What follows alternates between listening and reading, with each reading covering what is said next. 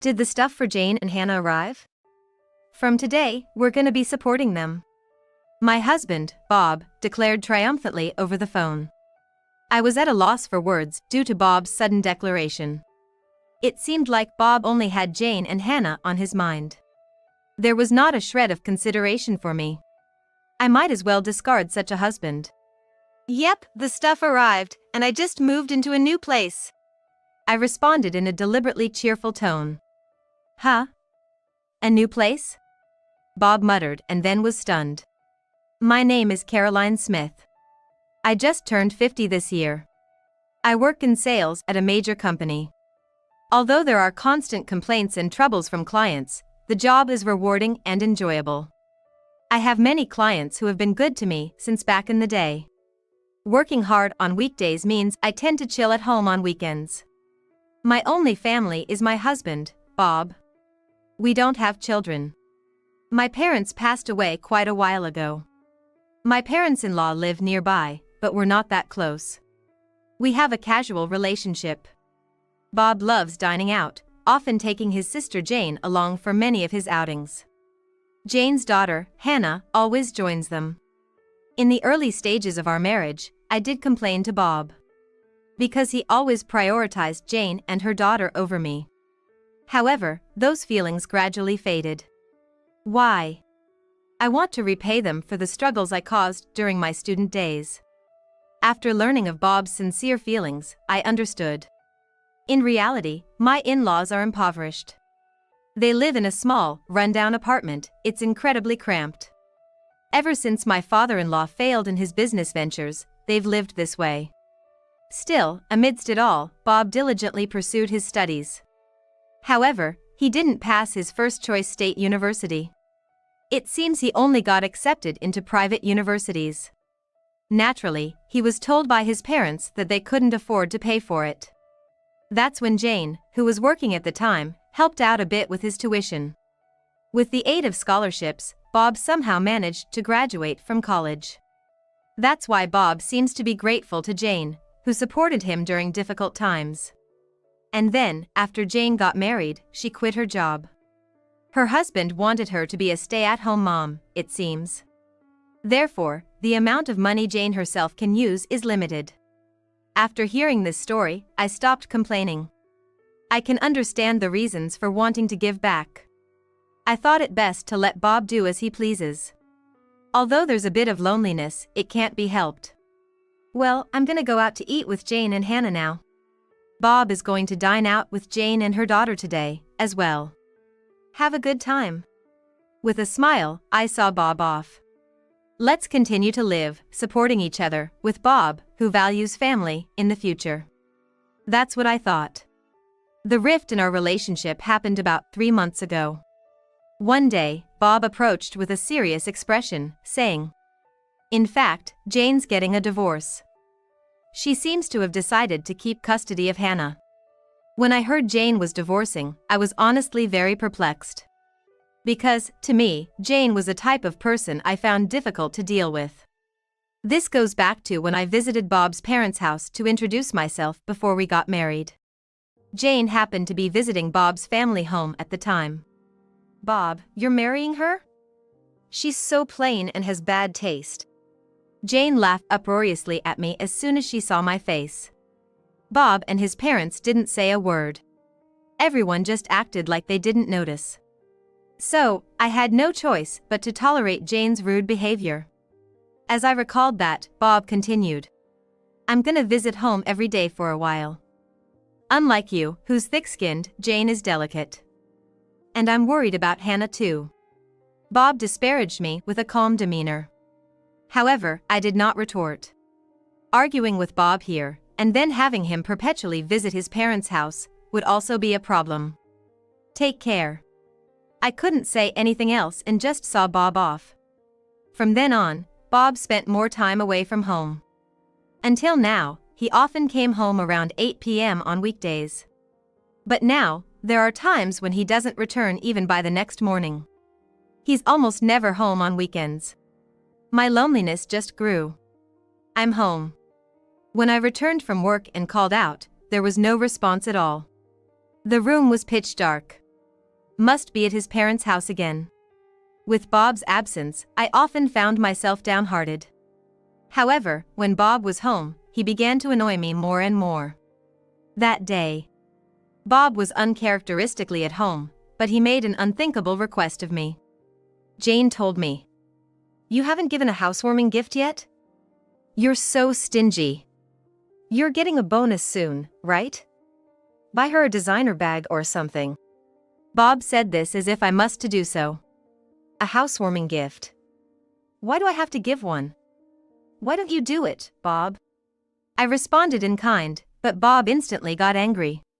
You married into this family, so Jane's your family too, isn't she? Don't you think it's ill-mannered not to even be able to do a simple thing like giving a gift to family? Bob said, berating me. The lecture from Bob went on for about an hour after that. In the end, he only said, anyway, just make sure to give Jane and Hannah a gift before leaving the house. He's likely gone to his parents' house. I've never received anything from Jane. I murmured quietly. A few days later, I got a call from Jane. Hello? You heard from Bob, didn't you? You really don't think things through. Normally, you'd give a housewarming gift. Jane stated as if she deserves it. I got irritated at the selfish attitude. So, I retaliated. You've never done anything for us either, have you? Even at our wedding, we didn't get a gift from you. During the wedding, Jane said with a smile, we're family, so we don't need a wedding gift, right? And handed over an empty gift envelope. But there's nothing inside, is there? Even when I asked, Jane put on an innocent face. I did buy the envelope, right? I'm so nice, aren't I? Jane said with full confidence. I was at a loss for words at Jane's utter lack of common sense. And Jane had absolutely no restraint. She heartily ate the wedding meal and drank several drinks outside of the course. Even when I handed Jane the catalog gift for the guests, she complained, aren't there any no-shows? If there were, I could take home several. Caroline, you really don't think things through. That was the outcome, with her complaining like that. Remembering all that, Jane replied with a scoff. You're my brother's wife. I don't need to give you anything, do I? You're the lowest in our family hierarchy. Rather, it's only natural for you to honor me. If you understand, go buy a new designer bag quickly. I was astounded at the way Jane spoke. Unable to say anything, Hannah strikes up a conversation. Caroline, make sure you buy my bag too. It has to be the one exclusive to the Fifth Avenue store, or I won't forgive you. Bye. Hannah, laughing loudly with a ha ha ha, hung up just like that. Unbelievable. Why am I the only one who has to put up with this? I heaved a big sigh. After that, Bob just stopped coming home. Whenever he did come back, he would take money from my wallet. Stop it! Despite my desperate attempts to stop him, Bob couldn't care less. You're always at home, so you're not gonna use the money, right? I'll use it for something worthwhile. Be grateful. Waving a few bills, Bob left the house. I can't take this anymore. I was becoming worn out from Bob's selfish actions. Then, one day, the doorbell rang, and I opened the front door. Hello? Then, someone who appeared to be a mover said, is this the residence of Mr. Bob Smith? We'll start moving the stuff in right away, and began bringing a multitude of boxes into the house. I hurriedly tried to stop him.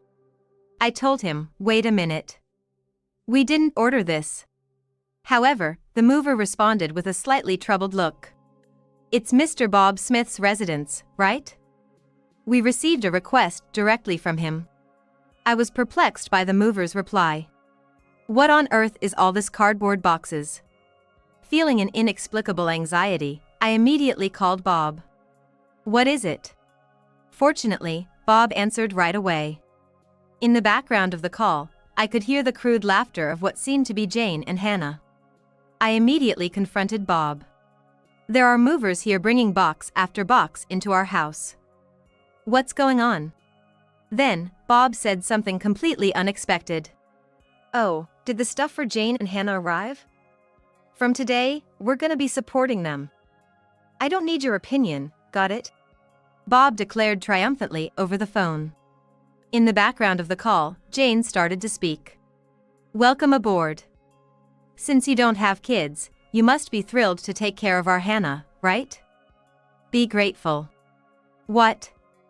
This old lady is gonna be like a parent? So embarrassing, I can't tell my friends.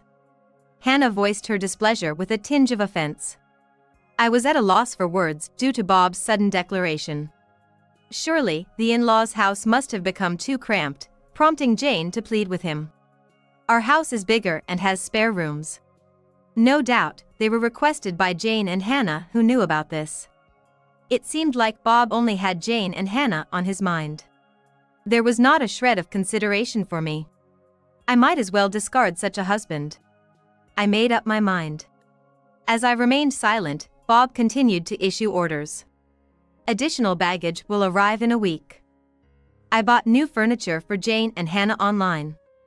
So, make sure to get things sorted out. We'll stay at our parents' place until then. We can't live in a room scattered with boxes. Bob said so with a laugh. Hey, isn't this too pitiful for Caroline? She has to sort out our stuff all by herself. Jane was also snickering. It's our precious belongings.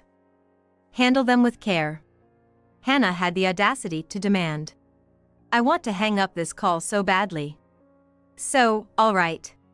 I simply said that and immediately hung up the phone. Right after hanging up the phone. All right, let's get to it. I swiftly sprang into action. A week later. Bob called again. Did the additional baggage arrive? Did you tidy up the room properly? Bob probably wants to know the current state of the house. He seemed somewhat anxious, unable to calm down. So, I smiled sweetly. Yep, the stuff arrived, and I just moved into a new place. I responded in a deliberately cheerful tone. Huh? A new place? Bob muttered and then was stunned. In fact, on the day Jane and Hannah's belongings first arrived, I promptly sprung into action. I immediately headed to a local real estate agent and directly negotiated, find me a place to live, now. Initially, they declined, saying it was impossible. Most places require renovations before moving in, or have handover procedures, which means you can't move in on the same day. But after checking with several agents, I was introduced to a place. It was a women-only shared housing. It came with automatic locks, providing a safe environment for women to live in. The bathroom, toilet, and kitchen are shared, and electricity and gas are already set up. Therefore, they could be used from the first day of moving in. A cleaning service comes regularly, so it seems like a well-thought-out housing. And because it furnished, minimal luggage would not be a problem. According to the real estate agent, there was just one room available. I'd like to see the room right away. I immediately requested of the agent. They took me to view it straight away. And just by taking one look inside the room, I decided, I'll take it. When I shared this story, Bob was visibly shaken, even over the phone. Moving out on your own is utterly unreasonable, isn't it? We're a married couple. Apologize to me right now and come home. Bob scolded me. Jane, perhaps shaken, hysterically asked, what's happening with our room? Hannah too yelled angrily, don't mess with us, old hag. When I didn't rebuttal, Bob said as if he thought of something clever. Do you think it's okay to do such a selfish thing? If we get divorced, you'll be the one in trouble, you know? That's right. With your age and looks, you won't find another suitor in the future, right? You're just a plain old lady. Your future's looking pretty bleak, how pitiful. Serves you right, Jane said, sounding rather pleased. In the background over the phone, Hannah was laughing and saying, the old lady's done for. At that moment, Bob said, sounding smug, if you apologize to us sincerely from now on, I'll forgive you. Unlike you, we're kind, after all. He snorted through his nose, laughing. In the background of the call, Jane and Hannah were shouting in agreement. So I gave them a piece of my mind. Actually, Bob should be the one apologizing, don't you think? I know about the affair you're having. What? Bob was visibly shaken. The truth is, Bob has been cheating for over 3 months now. The other woman is a colleague from his workplace. How did you find out? I thought I'd been utterly discreet. Bob asked, his voice trembling with fear. He must have been so sure he wouldn't get caught. So, it wasn't surprising he reacted that way. Being the kind-hearted person that I am, I decided to tell him. I hired a private investigator just in case. Because you've hardly been home, right? I thought maybe you were cheating. Good thing I trusted my instincts. And since Bob stayed silent, I just kept on going. I was shocked when the PI got back to me. They finished the investigation in 3 days. You were seeing her every day, huh? Those meals out with Jane and Hannah were only on your days off, it seems. They said they got plenty of pictures too. I said, laughing. According to the PI's findings, Bob had been gallivanting around with his mistress every day after work. The money he'd likely been taking from my wallet must have been for her. Bob and his mistress were often close together, making it easy for the PI to get good pictures. I'm gonna divorce you, Bob, and I'll be demanding alimony. And of course, from your colleague, the mistress, as well. Expect a certified letter at your office. I said, smirking to Bob. After receiving the PI's results, I headed straight to a law firm. Having conclusive evidence, even the lawyers seemed rather taken aback. How dare you? Bob spat out, clearly irate. When the certified letter arrives at the company, even without opening it, they'll probably have a pretty good idea of what's going on. And it's not just going to Bob, but to his mistress at the same company. Surely everyone at the office will find out about their affair. Hey! Bob, are you okay? The situation has taken a dark turn, and Jane sounded anxious. Jane must have been planning to have Bob and me take care of life's chores for her, intending to lead a leisurely life as a NEET. Jane has a long history of being a housewife, and it's unlikely she can start working now. Bob is the only one to rely on, and it can't be helped, I guess. Bob, what are you gonna do? I haven't worked a day since graduating from high school, and there's no way I'm doing a part-time job now. Hannah seems slightly troubled as well. Even when Jane and Hannah blame him, Bob remains silent, unable to say anything. I delivered a further blow to Bob. Bob, you probably haven't saved any money, have you? It said in the investigation report that you've been generously spending on your mistress. Even bought her the new designer handbag. Maybe you're in debt, too? I dropped a bomb. What? Whether Bob is shaken up, he can't find the words. Ignoring him, Jane is yelling at him. What? You don't buy them for me, but why did you get them for your mistress? Are you kidding me? Plus, debt? How much do you owe? I hate you, Bob. Even though I begged so much, you never bought me anything. Hannah also scolds Bob in a high-pitched voice. On the other side of the phone, Jane and Hannah are noisily complaining. Caroline, I really am sorry. So, please, handle these two somehow. Bob pleaded with me in an exhausted voice. But I have no intention of forgiving Bob. Why don't you deal with it yourself? I'm not involved, and it's what you deserve. Better tell your mistress soon. If you dilly-dally, a certified mail will reach your company, you know? I said to Bob with a smirk.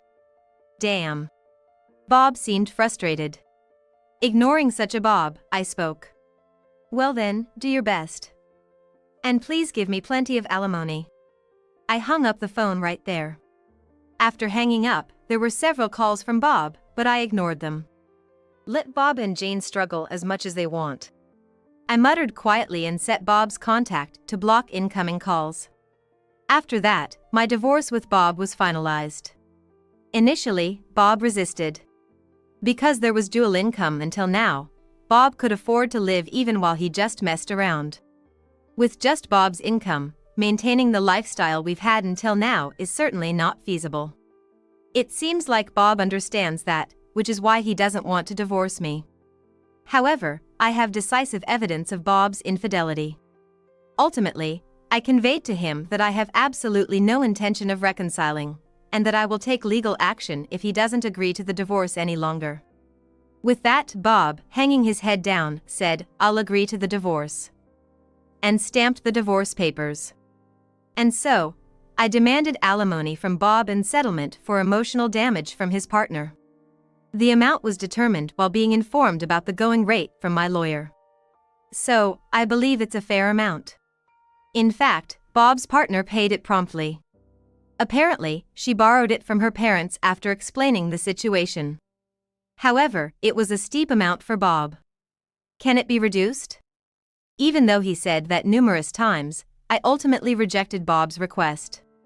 During the meeting with our lawyers at the law office, "How about I add on the money you stole from my wallet?" As I cheerfully asked that, Bob turned pale as a ghost. "That amount is fine."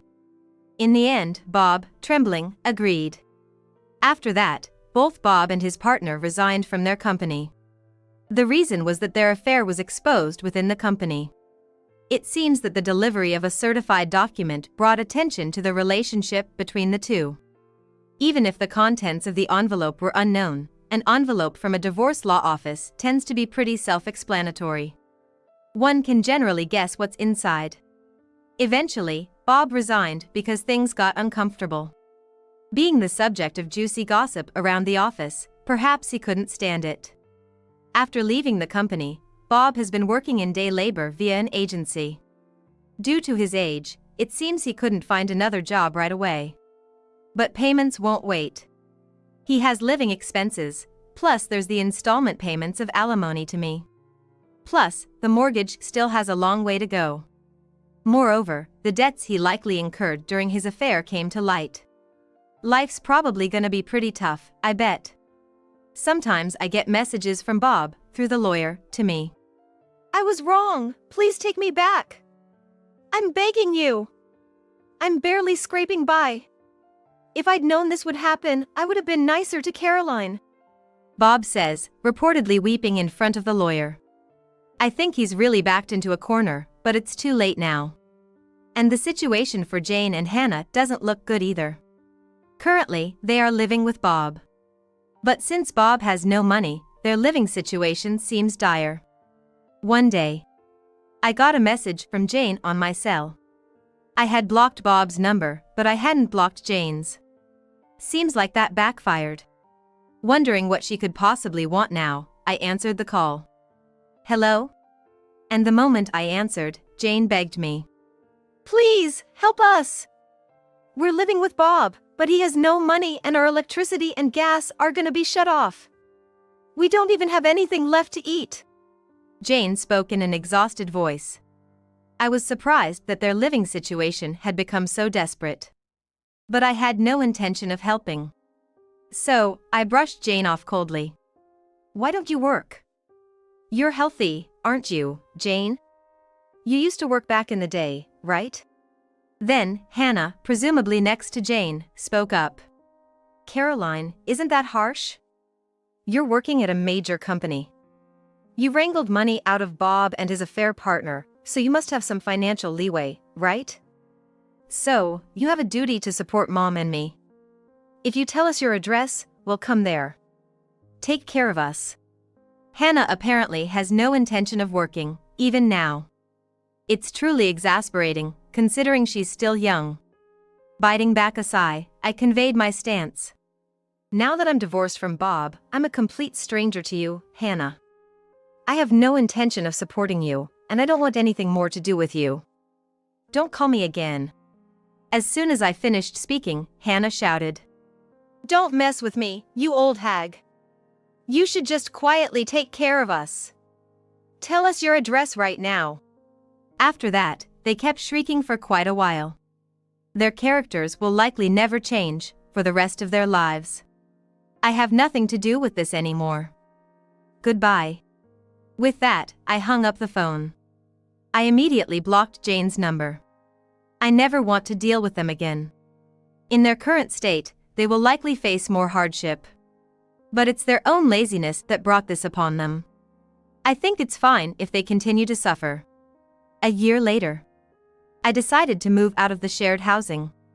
It's a bit sad to leave where I made friends. The reason I'm leaving this fun and lively place is because I decided to adopt a dog. I met the dog at an adoption event. A dog-loving friend invited me, and I went along. That's where I had a destiny-filled encounter. While other dogs were being friendly with various people, this dog was different. It stared at me intently. The moment our eyes met, I thought, this dog might need me. After that, I attended the adoption events many times and deepened my bond with him. After several visits, joyfully, I was allowed to adopt him. However, the shared housing don't allow pets. So, sadly, I had to move out. Now I live in a pet-friendly apartment. Dogs don't betray you, and it's so cute. Come here.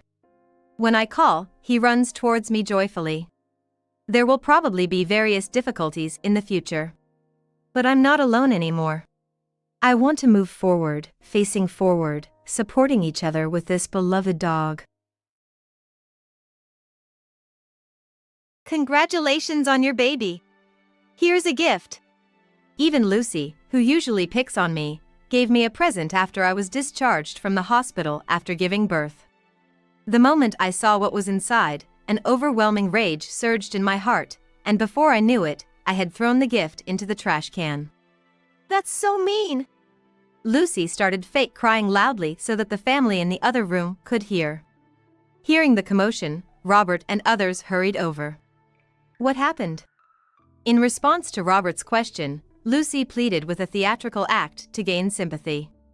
Seems like Catherine didn't like the baby gift I gave her.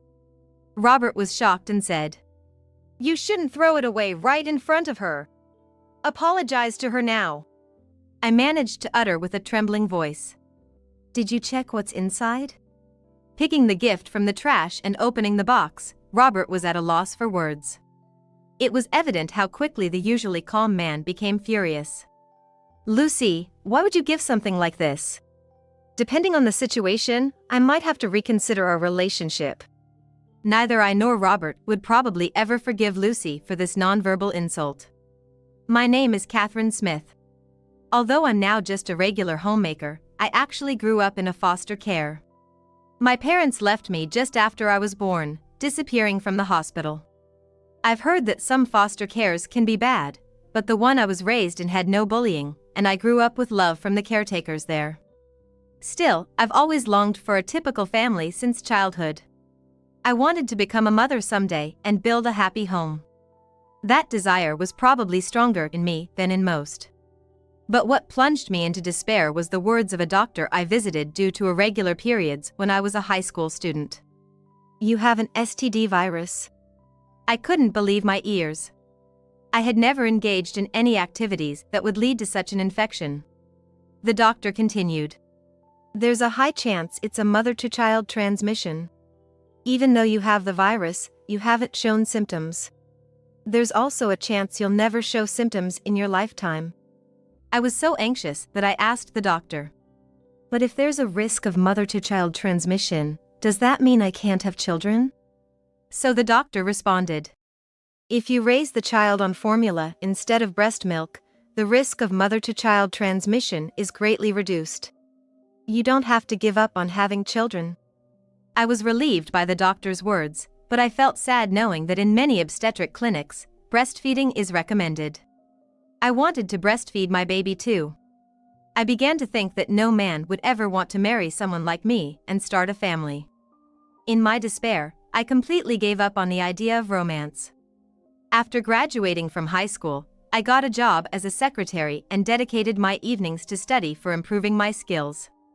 I had locked away my desires for love and marriage deep inside my heart.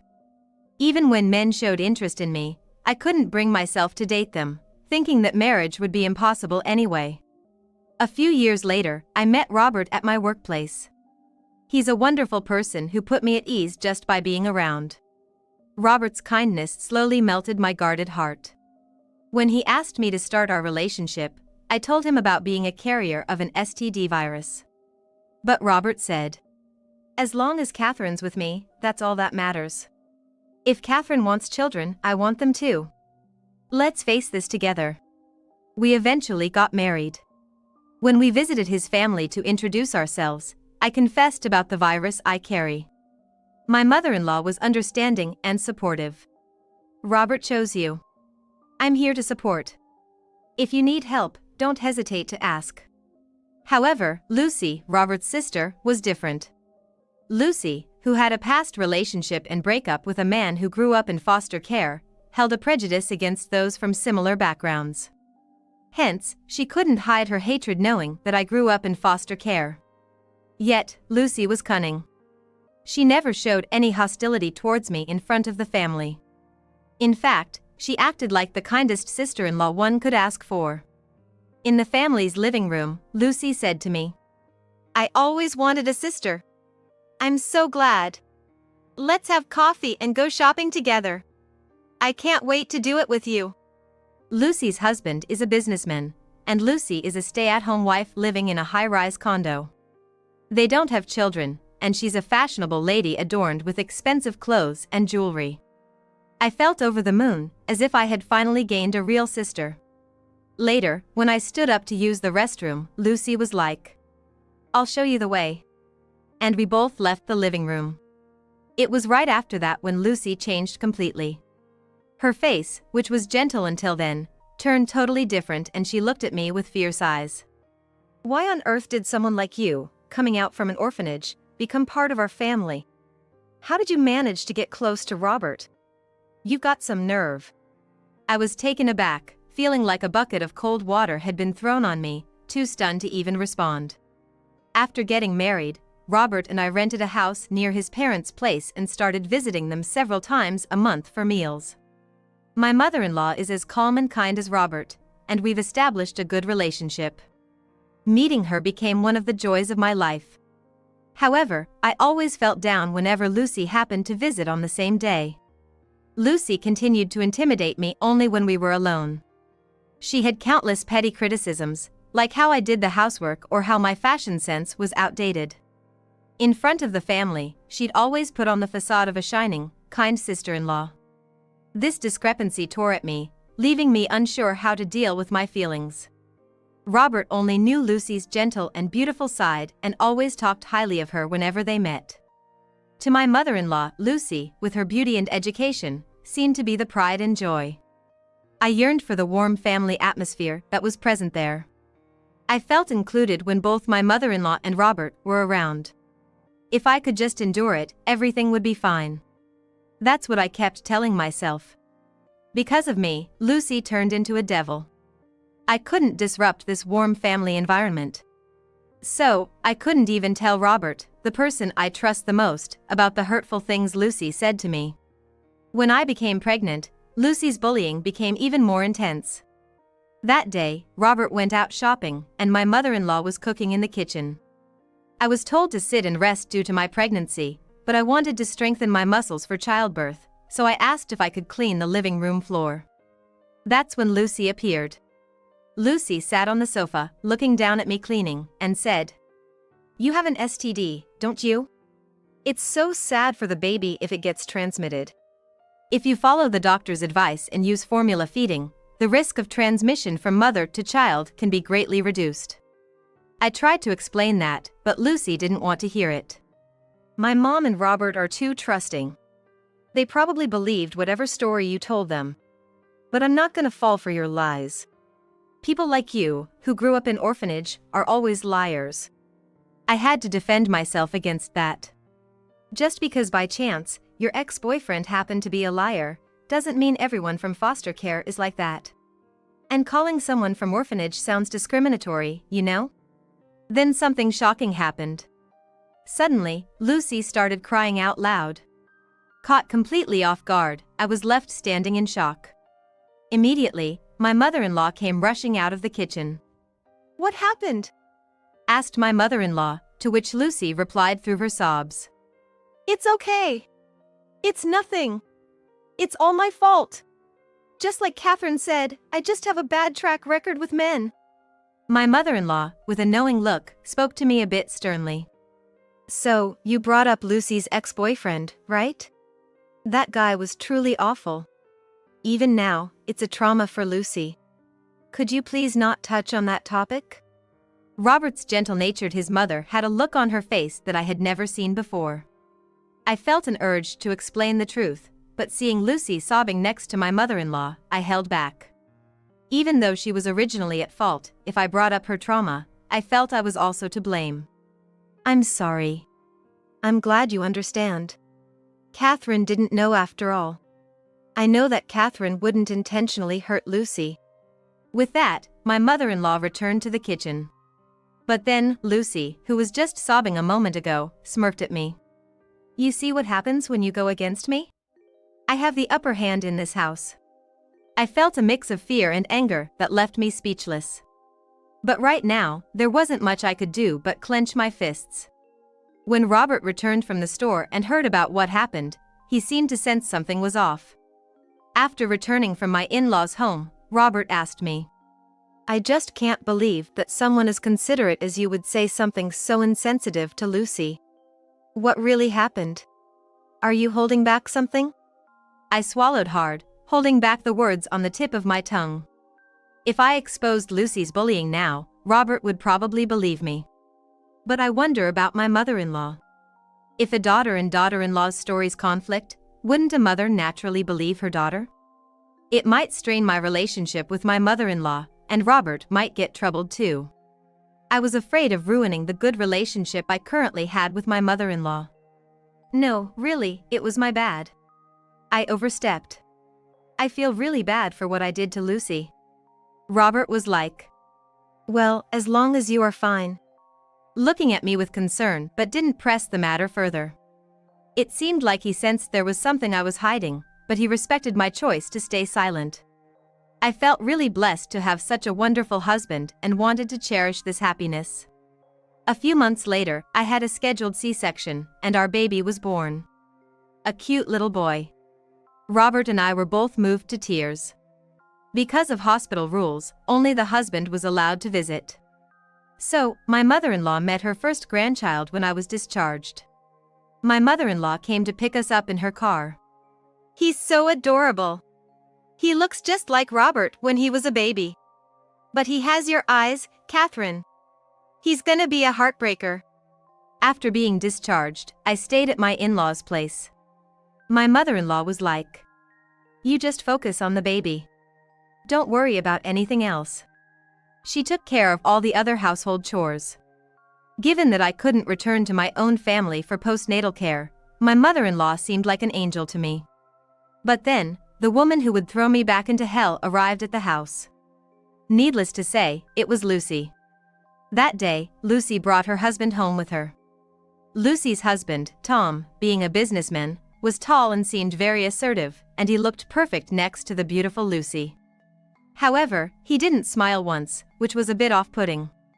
Surrounding our baby and me at the dining table were my mother-in-law, Lucy, Robert, and Tom. That day, we were gonna enjoy a feast that my mother-in-law had put her heart and soul into. Lucy, with a big smile, handed me a large gift box. Here, a gift to celebrate the birth. It was from a luxury baby store, way out of my price range. Lucy looked a bit embarrassed as she said, I'm not sure about my taste, and I'm kinda shy. Can you open it in the next room and tell me what you think, just between us? Wow, trust Lucy to think of everything. Thank you. If it's from you, it's gotta be good. Robert cheered. I had a bad feeling, but I didn't want to ruin the mood, so I put on a smile and thanked her. Thank you, Lucy. It was the last time I would smile at Lucy in my life. As I moved to the next room, Lucy, who was walking ahead of me, suddenly turned to face me. Usually, she has a sour look, like she's unhappy, but she was oddly cheerful and grinning. You probably don't often get gifts from a classy lady like me, right? You should be grateful. Come on, open it. Lucy urged me like that. Swallowing hard, I looked at the box with the logo of a high-end children's store. The box, adorned with a neat blue ribbon, seemed to contain a quality gift. Taking a deep breath, I untied the ribbon and opened the box, only to let out a sharp gasp. I felt my knees, my arms, shaking uncontrollably. It was rage. Had I ever felt such strong resentment before? Lucy laughed leisurely and said, "Any decent mother would use this, right? If she's decent, that is." The next moment, I threw the present hard into the trash. I threw it so forcefully that the trash can toppled over, scattering garbage on the floor. Yet, the trembling throughout my body didn't stop. I glared fiercely at Lucy and yelled, losing my composure. "What kind of person are you? That's so mean. After I put so much thought into picking it out." Lucy countered with a feigned crying voice. Hearing the shouting from the next room, my mother-in-law, Tom, and Robert, holding our baby, rushed in to see what was happening. "What's going on here?" Lucy, tears streaming down her face, said to my loud mother-in-law. "It's my fault. I guess I have no sense of style. I thought it was chic, but it seems Catherine didn't like such a subdued color." Looking at the high-end store box spilling out of the knocked-over trash, Robert had a shocked expression on his face. Then, addressing me, he said clearly, "I don't know what has happened between you and Lucy until now. But throwing away a gift right in front of her? That's low. Apologize to Lucy." Lucy immediately resorted to fake tears. "It's okay, I should have asked Catherine about her preferences before choosing. They say new moms can be emotionally unstable. Please, don't be hard on her." "Lucy, you're too nice," Robert remarked, genuinely moved by Lucy's words. He then turned to me with a lecturing tone. "Catherine, she's saying this for your sake. Let's cool down and apologize together later." Unable to hold back anymore, I mustered a voice. "Did you check the contents properly?" "What?" Robert glanced at the trash can, puzzled. He slowly approached it and began to stack the protruding gift boxes. Just then, Lucy cried out in panic and was like, "No!" Trying to cover her tracks, she hastily explained. "The gift I gave Catherine was so poorly received. I'm too embarrassed to show it. Just give it back, and I'll take it home." Lucy tried to snatch the box, but Robert was faster than her to it and opened the present. The next moment, the expressions of every adult in the room froze. "What's this?" From my angle, all I could see was the back of Robert's ear and neck. I could tell that the back of his ear and neck were turning bright red in no time. "Lucy, can you explain this? What's going on?" It was the first and last time I ever heard the mild-mannered Robert raise his voice. "This is something a mother would typically use, you know." My mother-in-law cast a stern look at Lucy, who was still feigning tears. "Lucy, you knew Catherine wasn't breastfeeding, right? You were there when Catherine explained it. So why would you give this as a baby gift?" My mother-in-law then spread out the contents of the box for all to see. It was a high-end charcoal-colored nursing cover. "This isn't about the color or the design," Robert said, glaring at Lucy as if she were gum-stuck to the bottom of his shoe. "Hey Lucy. You knew how self-conscious Catherine was about not breastfeeding. You were the one who told her that it doesn't matter whether she breastfeeds or formula feeds. So why did you gift something that targets her insecurities?" My mother-in-law looked at Lucy in disbelief. "Lucy, have you been harassing Catherine like this on several occasions?" Upon hearing these words from my mother-in-law, Robert looked startled. "Come to think of it, that day when you cried recently must have been because of something like this. I had a hunch something happened but never confronted it. Catherine, have you been constantly harassed by Lucy?" I thought about revealing everything Lucy had done to me right then and there. I must have endured so much pain and hardship all this time. I probably shed tears when no one was looking. But, overwhelmed by emotion, I couldn't find the right words and could only nod in agreement. My mother-in-law, with a tone firmer than usual, declared, "I don't want to see your face anymore. Leave now and you don't need to visit this house again." Lucy's lips curled into a smirk while she continued her fake crying. She shot me a triumphant glance for a split second and then quickly resumed her act. "Come on Mom, Catherine's a new mother. If you abandon her, what's gonna happen to the baby? I've seen news about single moms struggling. For the baby's sake, please bear with it. Please forgive Catherine." With tears in her eyes, Lucy appealed, but my mother-in-law shot her a cold look. I wasn't speaking to Catherine. I was speaking to you. Please leave now. Then, Lucy forgot to fake her tears and her eyes widened in shock. Suddenly, her face turned serious and she blurted out in a frantic voice. Huh? Mom, what are you saying? You're choosing this bad wife over me? My mother-in-law, with a somber look, responded. I thought you were my pride and joy. Educated, beautiful, kind-hearted. I had no idea you had such a malicious side. I'm ashamed I didn't notice sooner. I don't want to see you anymore. Please stay away from this house for a while. Flustered, Lucy turned to Robert and was like, don't you think she's being too harsh? But Robert, even angrier than my mother-in-law, retorted to her. Do you even understand what you've done? Not a single apology, huh? I've made up my mind. I'm cutting ties with you. I won't see you ever again. After slamming this decision on Lucy, Robert turned to me and apologized. I knew you had problems, Catherine. I thought it wasn't my place to intervene, and as a result, I made you suffer. I failed as a husband. Please forgive me. Then my mother-in-law also apologized to me. I was blinded by my love for my daughter.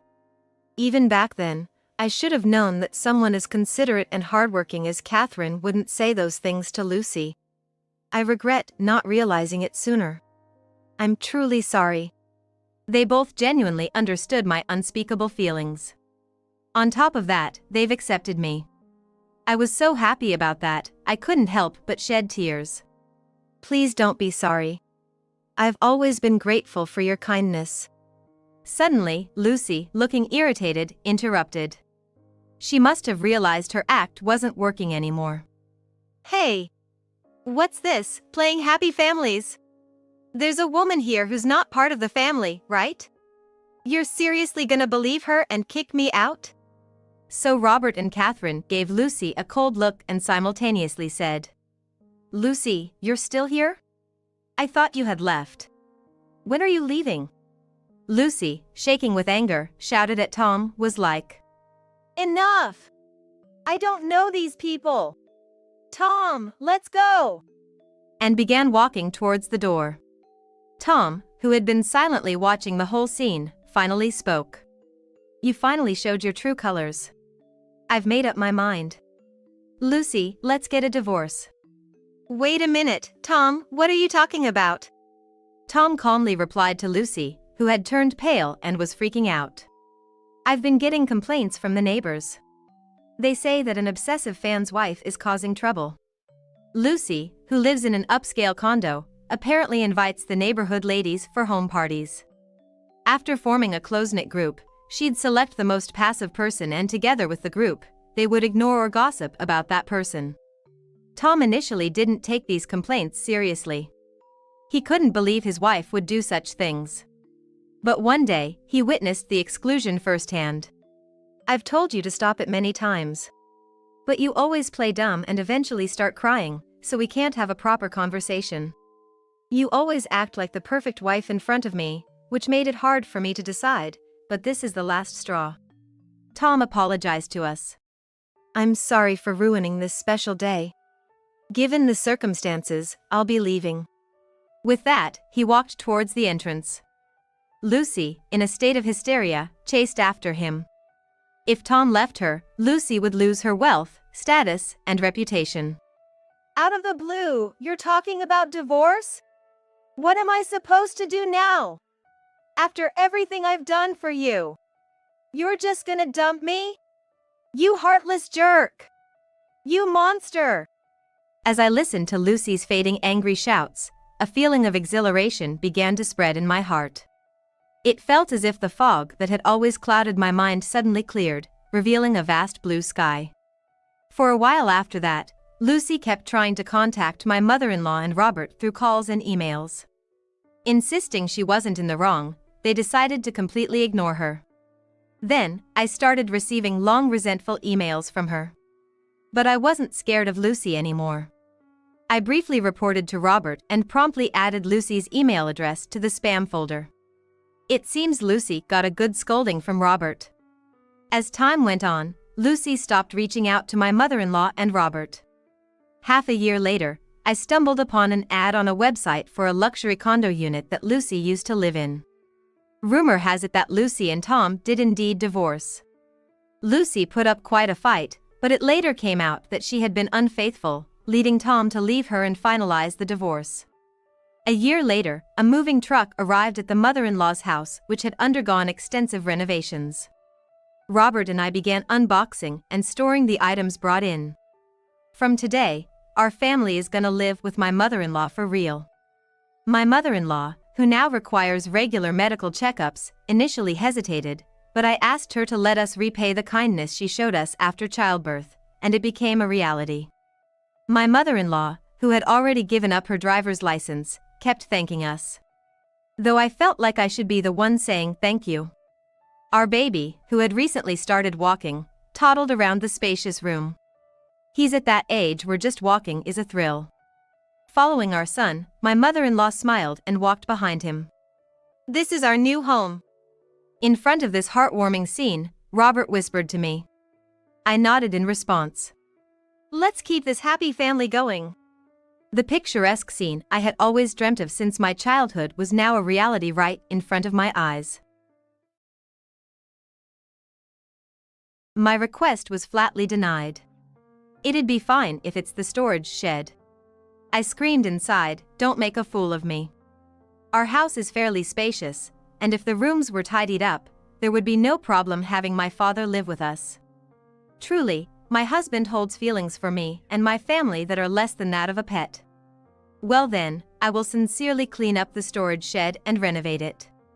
Even the storage shed can be used just like a regular room if it's cleaned up. There's meaning in living with my father now. Aaron was like, "There's no way I'm doing such a thing. Why do I have to renovate for your father?" I recalled the major renovation we did to make sure my mother-in-law, who visits sometimes, would not have trouble staying over, even installing a bathroom and toilet, just like a hotel. I won't rely on such a demon-like man anymore. I made a decision. My name is Vivian Westhill, 52 years old.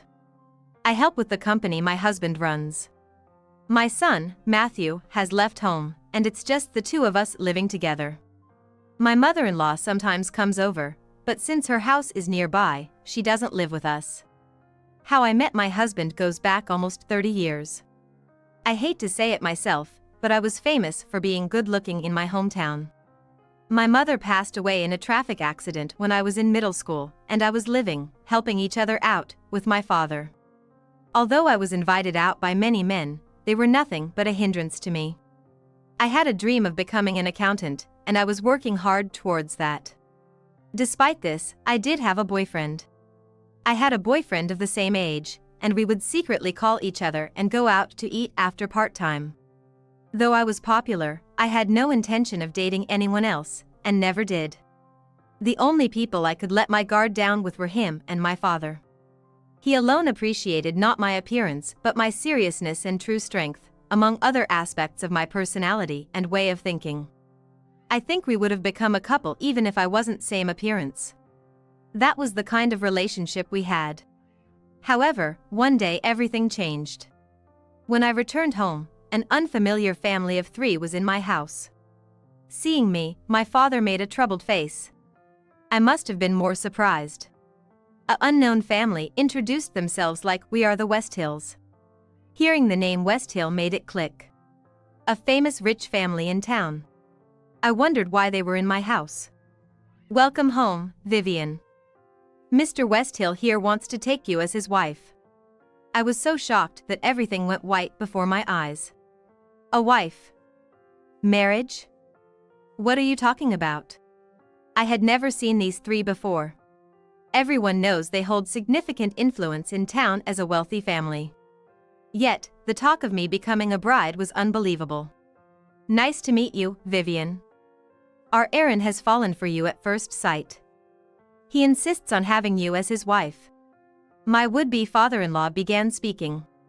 Though it felt unreal being talked about like that, they didn't disappear no matter how many times I blinked. Even being told such a thing, I've never met him before. So why do I have to marry your son? Well, you see, your father owes a large amount of debt. We thought maybe we could help you out? Looking at my father and me alternately with a look of disdain. This was the first I'd heard of my father's debt. Well, take your time and talk it over with your father. We'll come back in a week to hear your answer. Could our fate be decided in just a week? It didn't seem real. I thought things like this only happened in dramas, and I couldn't believe it was happening to me. Stunned, I watched as the three of them left after bowing their heads. Dad, what's this about a debt? What's your relation with those people? My father turned to me with a pale face, drained of all blood. Vivian. I'm sorry.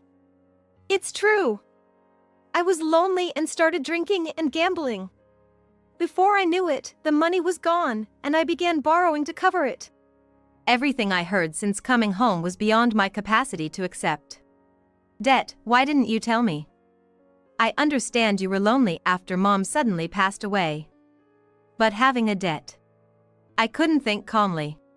Naturally, I couldn't even talk about it calmly. This was indeed out of the blue. As far as I could remember, my father never got drunk or angry from losing at gambling. I didn't even know. Mr. Westhill invited me and introduced me to a place. With Mr. Westhill's face, we could drink on a tab, and I didn't even know how much the bill was accumulating. The same thing with gambling, he let me buy lottery tickets together, and it just piled up. My father is truly a good person, not knowing how to doubt people. It must have been easy for someone like a scam artist. They must have been scheming from the start to trap my father and have their way with me. Hold on a second. What happens to you if I don't marry their son? I asked in desperation, wondering if there was any other way. I will probably be chased by debt collectors. I might even be sent to a work camp. I couldn't stop trembling at those words. There's no such thing as work camps these days. Can't you just keep working hard to pay it off? I asked, clinging to a shred of hope. Sorry, Vivian. That's impossible. The debt collectors might start contacting my workplace. I might not be able to work anymore. I was completely cornered. It was enough. There was nothing more to talk about. I wanted to vent all these feelings of frustration, humiliation, and anger, but I couldn't do that to my father who has always taken care of me. I packed my bags and decided to go to the Westhill family right away. There was no use worrying about it. It wasn't easy to make this decision, but considering the increasing interest on the debt, I couldn't cling to my home anymore. There was no other way to resolve this but to marry Aaron, and before I changed my mind, I quietly left the house. I arrived at the Westhills' home late that night. I thought it might be imprudent, but I boldly knocked at the front door. You're early. Seems like you're blinded by money. You're just like everyone else. I wanted to scream in frustration.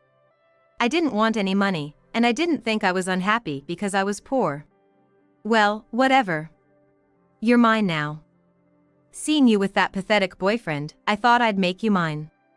His words treated me like a doll. I felt utterly objectified and disgusted. I've left everything in the past. I look forward to being with you from now on. With a forced greeting, I entered the Westhill household. After that, everything progressed in a whirlwind. I don't remember much, because I felt as though all my emotions had disappeared after being betrayed by my trusted father and breaking up with my beloved boyfriend. It seemed like a grand wedding with a local famous person, and many people came to celebrate. All I remember from the wedding is the haggard look of my father, who had not been gone for very long since I left home.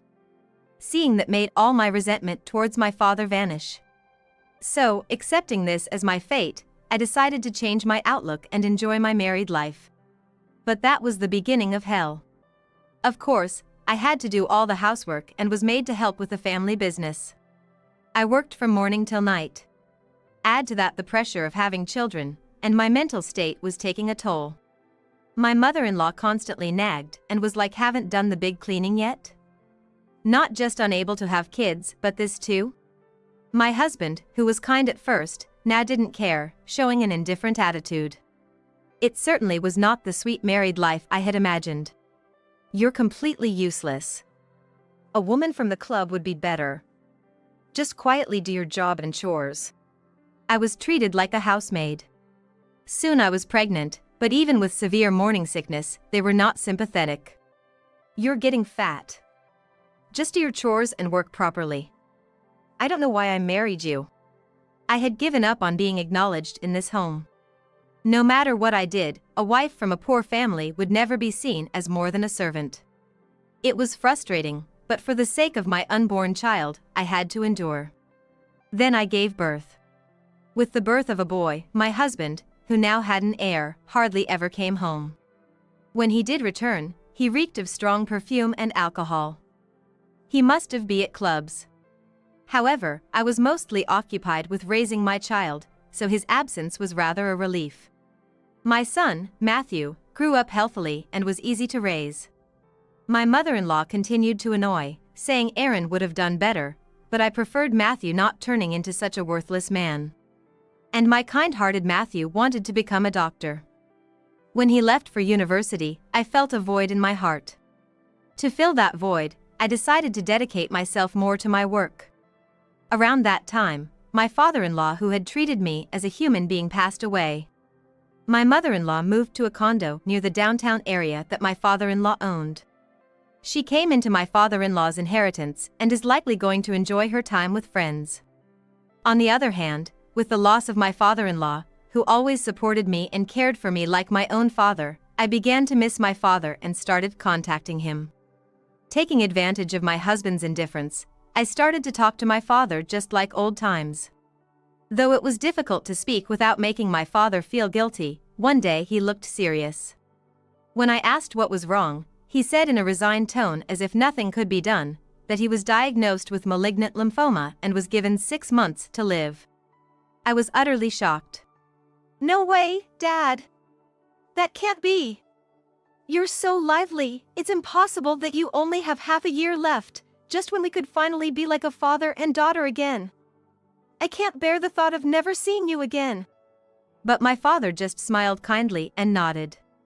I don't want to leave my father alone. I will ask my husband to let him live with us in our spacious home. I'm not ready to give up, but at least, I don't want him to be alone. My father said he was happy just hearing those words and left with a gentle smile. For the first time since getting married, I decided to confront my husband. That night, as usual, he came home drunk, with the smell of perfume. Seeing me awake and waiting for him, he looked startled. What's the matter? Don't tell me you want some affection? It seemed he hasn't changed his view on women being objects. I looked straight at my husband and said, Aaron, I have something important to talk about. My father has been diagnosed with terminal cancer and has only 6 months to live. I want him to live with us in this house.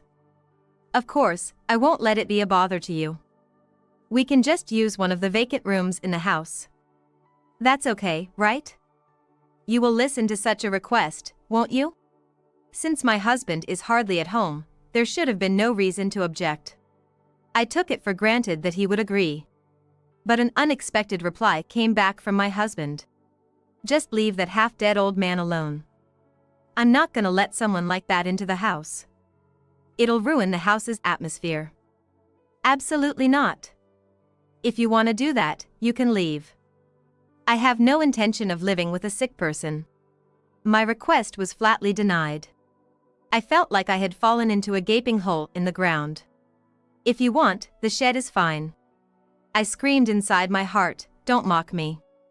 Our house is quite large, and there is no problem if my father moves in after cleaning up a room. We can live without facing each other. My husband really holds feelings for me and my family that are less than that for a pet. Well then, I will seriously clean and renovate the storage shed. If the storage shed is cleaned, it can be used just like a normal room. There is meaning in living with my father now. There's no way I'm doing such a thing. Why do I have to renovate for your father? From now on, accompany me and take proper care of me. Recalling the major renovation I did for my mother-in-law, who visits sometimes, to make a bathroom, toilet, and washroom just like a hotel, I decided not to rely on such a demon-like man anymore. Since then, I have worked more than ever and went to see my father when I had the time. There were days when he seemed to be doing well and days when he seemed to be doing badly. I couldn't feel alive every day unless I saw my father's face. I was only praying for my father's illness to be cured. Then, maybe my prayers were heard as my father was still alive after 6 months. A miracle might be happening. I felt like a bright light was shining in. I started to live positively little by little. About half a year after my father's confession, my husband came back with a pale face. I sensed that something serious had happened because my husband had never come back early since we got married. "Hey, sit down. I have important news. I was told that I have cancer and my life expectancy is short." Come to think of it, my husband had been looking pale lately. I thought it was due to drinking too much alcohol or lack of sleep. Strangely, I was not shocked. It was completely someone else's problem. Besides, everyone should take care of themselves. Oh, you were like, leave that half-dead man alone, right? I'll do just as you said. You were like, if you say so, then leave. As you said, I'm leaving.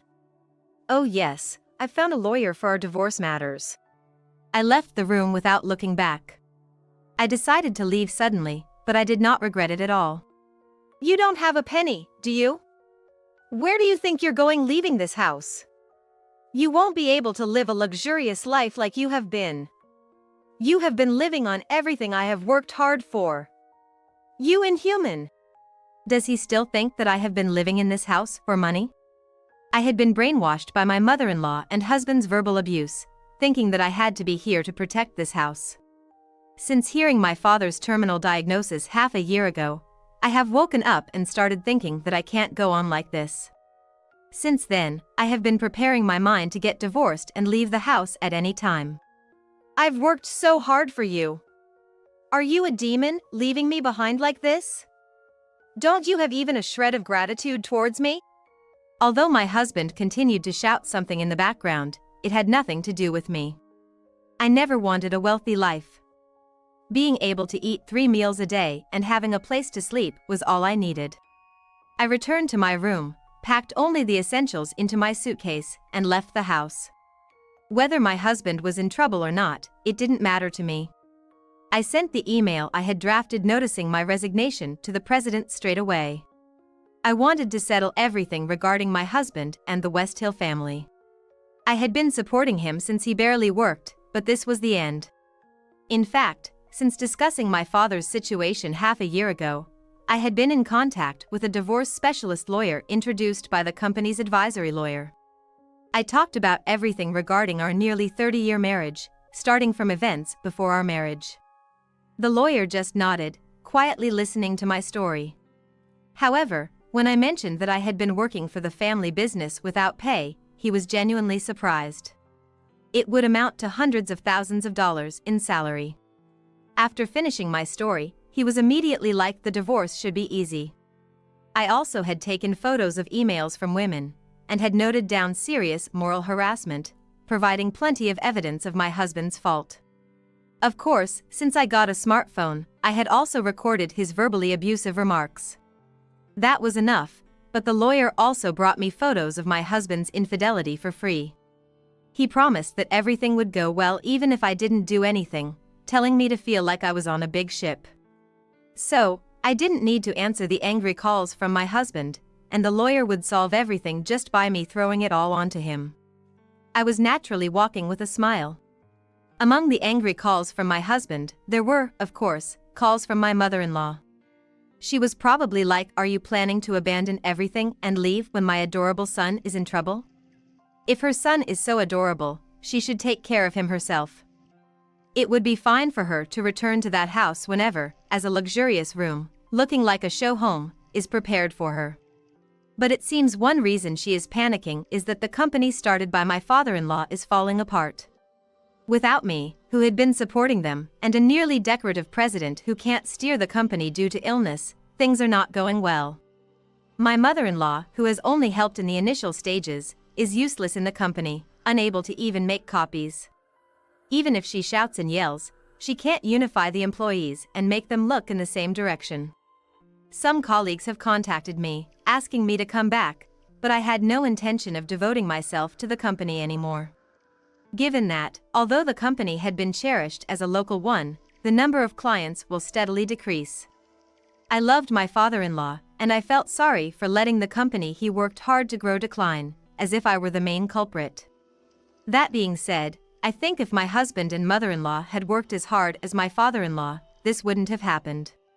I probably wouldn't have quit, and Matthew would have likely considered taking over the family business. On top of that, my husband not only did hardly any work at the company but also seemed to be constantly hitting on female employees and inviting them for affairs. It was suspicious when many female employees resigned. It seems that the women who had unpleasant experiences are planning to sue the company for sexual harassment. Now my husband has to settle all the mess he made in his life. Couldn't happen to a nicer guy. God is watching. You get punished for doing bad things. I want my husband and mother-in-law to be properly punished so that those who have worked honestly do not look foolish. As if that wasn't enough, the company was accused of tax evasion by the IRS.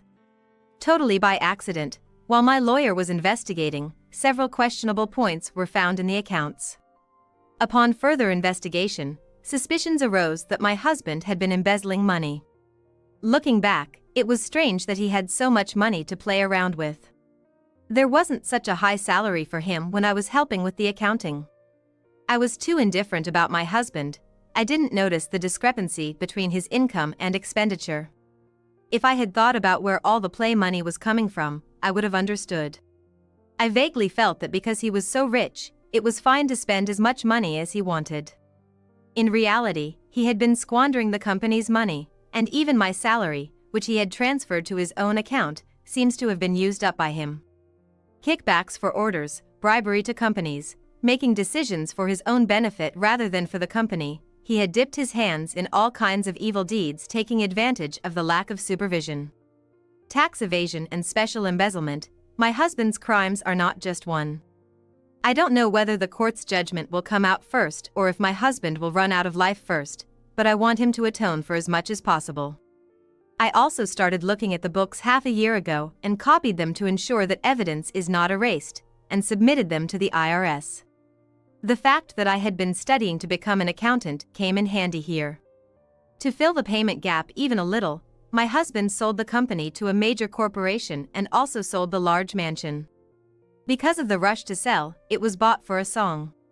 My mother-in-law is also selling her condo to pay me and the IRS, and they are living in a small apartment complex together. Rumor has it that he has several children from affairs, and payments for child support to the affair partners are also in arrears. He should at least have used contraception properly, but he probably assumed that affairs and illegitimate children were a man's privilege. He might have life insurance, but will that be enough? Even though my mother-in-law is elderly, she seems to have started working because she has to earn money for her son's medical and living expenses. Having looked down on others until now, it's probably quite hard to be seen with sympathy by those around now. The parent and child should reflect on their actions until the end. I received a substantial amount and bought a condo in a convenient and nice location. There, I reunited with my father and started living together. Thanks to Matthew's introduction to a renowned doctor, my father is now recovering, surprising even the doctors. Actually, my father had been living with Matthew until now. I convinced my father, who was thinking of entering a hospice or living alone, to live together at Matthew's place. After I left the house, my father had saved quite a bit of money for me. He was thinking of freeing me once the amount borrowed was saved up. Hearing this, Matthew thought of my father as a more respectable person than his own father and kindly agreed to my unreasonable request. Both Matthew and my father had long hoped that I would divorce my husband, and they were overjoyed when I left the house. I never thought that not divorcing would worry the two of them. Until the condo was decided, I lived together with them and chose a place close to Matthew's place. So even when I started working, he could check on my father when he had time. My father is also trying to bridge the gap with his grandchild, talking about when I was small and about my mother. Matthew seems to be talking about his background a lot. I hope to build a good relationship like this. I started working at the law firm that helped me. I'm not an accountant, but having some experience is a strength, and I'm helping with corporate cases. With advice from other lawyers, I'm studying to get a tax accountant qualification. Age doesn't matter. And my husband was sentenced to actual imprisonment, now he's behind bars. There's no worry about not having money or food, so perhaps it's ironically a good thing. My mother-in-law forcibly moved into a relative's house. Having acted superior until now, she must be getting a taste of her own medicine. I was thanked around town for getting back at my mother-in-law, husband, and their company. I'm newly astonished at the number of people harassed with power and sexual harassment transactions. I was worried that some people might have lost their jobs due to the company being acquired, but it seems to have worked out somehow. I feel everything is moving in a good direction, and I'm savoring the happiness. Thinking that alone was enough, I returned from work to find my father and a man at home. Welcome back, Vivian. I brought someone who wants to meet you today. Do you remember? It was my ex-boyfriend, the only person I truly loved. I recognize him at first glance, even after nearly 30 years. My father was like, as soon as you went to that house, I went to apologize to him. He understood, and had decided that if I escaped from that house, he would accept me immediately. My ex-boyfriend, smiling warmly, was like, Vivian is a hard worker, so I waited for a long time. Matthew also knew about my ex-boyfriend, and it seems the three men were watching over me. I'm planning to live with these three men I truly love from the bottom of my heart. When I bought a new house, out of the blue, a truckload of stuff arrived. Bob said loudly, "From today, you're supporting my parents. If you have a problem with it, we're gonna divorce." And he snorted proudly. Finally, I can really divorce him. I won't have to suffer anymore. Thinking that, tears unexpectedly welled up in my eyes. Seeing me cry, Bob looked puzzled and leaned in, examining my face. It was always Bob who acted without considering others. So, I should be allowed to speak my mind. All right then, I'll proceed with the divorce paperwork. You're lying. I placed the business card of the divorce attorney I had on hand on the table. Bob looked shocked, his eyes darting around as if he didn't know what to say. I can't put up with Bob's selfishness. He never listens and never reflects on his actions. I don't want to be with someone like that. Seeing that Bob wasn't accepting the idea of divorce, I decided to tell him something. Hearing that name, Bob looked terrified. When I spoke to that person and explained the situation, Bob just kept making excuses. My name is Katherine Johnson, a 32-year-old woman. I work as an office employee. On the other hand, my husband, Bob Johnson, works in elderly care on a shift basis. I work regular hours, but Bob switches between day and night shifts. We met back in high school when Bob transferred to my school. He was a hard worker in middle school, participating in extracurricular activities and was part of the main team since freshman year. The high school I attended was known for its strong focus on clubs and teams. They always secured the top 3 positions in any competition. Not only in clubs, but the school also had students who excelled academically. I wasn't sure if it was the natural environment or if the teachers made it that way, but it was a great setup for someone like me who wanted to go to college. Then, one day, a transfer student came to our classroom. The room was buzzing with excitement about whether the transfer student was a boy or girl, and during the morning assembly, the student was introduced. Following the teacher's instruction, the transfer student introduced himself. I'm Bob Johnson. Nice to meet you all. All right, everyone, be nice to him. Bob, take that empty seat at the back. Yes, got it. Bob walked over and took the seat next to mine. Later, the teacher assigned me to show Bob around the school. From that day, Bob and I started talking a lot. He was quiet, and I, hating silence, would always start conversations. Seeing this, our classmates would sometimes ask if we were dating. One day, out of the blue, Bob casually said, "Yeah, we're dating. Didn't you know?" Which caught me by surprise. From there, we naturally started our relationship. We went out for dinners, movies, and had a lot of fun together. I was happy. After high school, I chose to work instead of going to college. Bob was insistent that we live together. Given our long relationship since high school, moving in together and eventually getting married was smooth. Then one day, Bob started working in elderly care. He said it was because his mother had worked in the same field. Although he avoided working in the same facility as his mom, they seemed to have a close relationship where he'd often seek advice about his job. Lately, he's been saying that he's having issues with his father. I asked him to tell me more, but Bob never really shared the details. I confided in my childhood friend, Mike, about all these issues. Of course, I didn't meet him personally, but decided to visit the mental clinic where he works as a counselor. Mike still had that same smile he had back in high school. He gives off that classic good guy vibe. Now, he's a certified psychologist and works as a counselor. From my perspective, Mike is truly remarkable. Mike, you're amazing. So, you're a counselor, right? You listen to people's problems because you have it all figured out? No, I just want to help people. Catherine, are things not going well with Bob? Yeah, there seems to be something going on with Bob's parents. He keeps things from me and won't tell me anything. Hearing this, Mike hummed thoughtfully. Seeing him concerned, I continued talking about Bob. Back in our 20s, right after we got married, our house felt so cold, unlike a newlywed's home. When I returned home, Bob never greeted me with a welcome back. We ate meals separately and just adjusted our sleep schedules for work. I never thought our marriage would become so cold. So, I prioritized my happiness over enduring this life. But Bob refused. He raised his voice and looked down on me, saying, "You won't leave me." You loved me when we started dating, didn't you? Yeah, but isn't it strange for a couple to not talk? I think other couples communicate more. Oh really?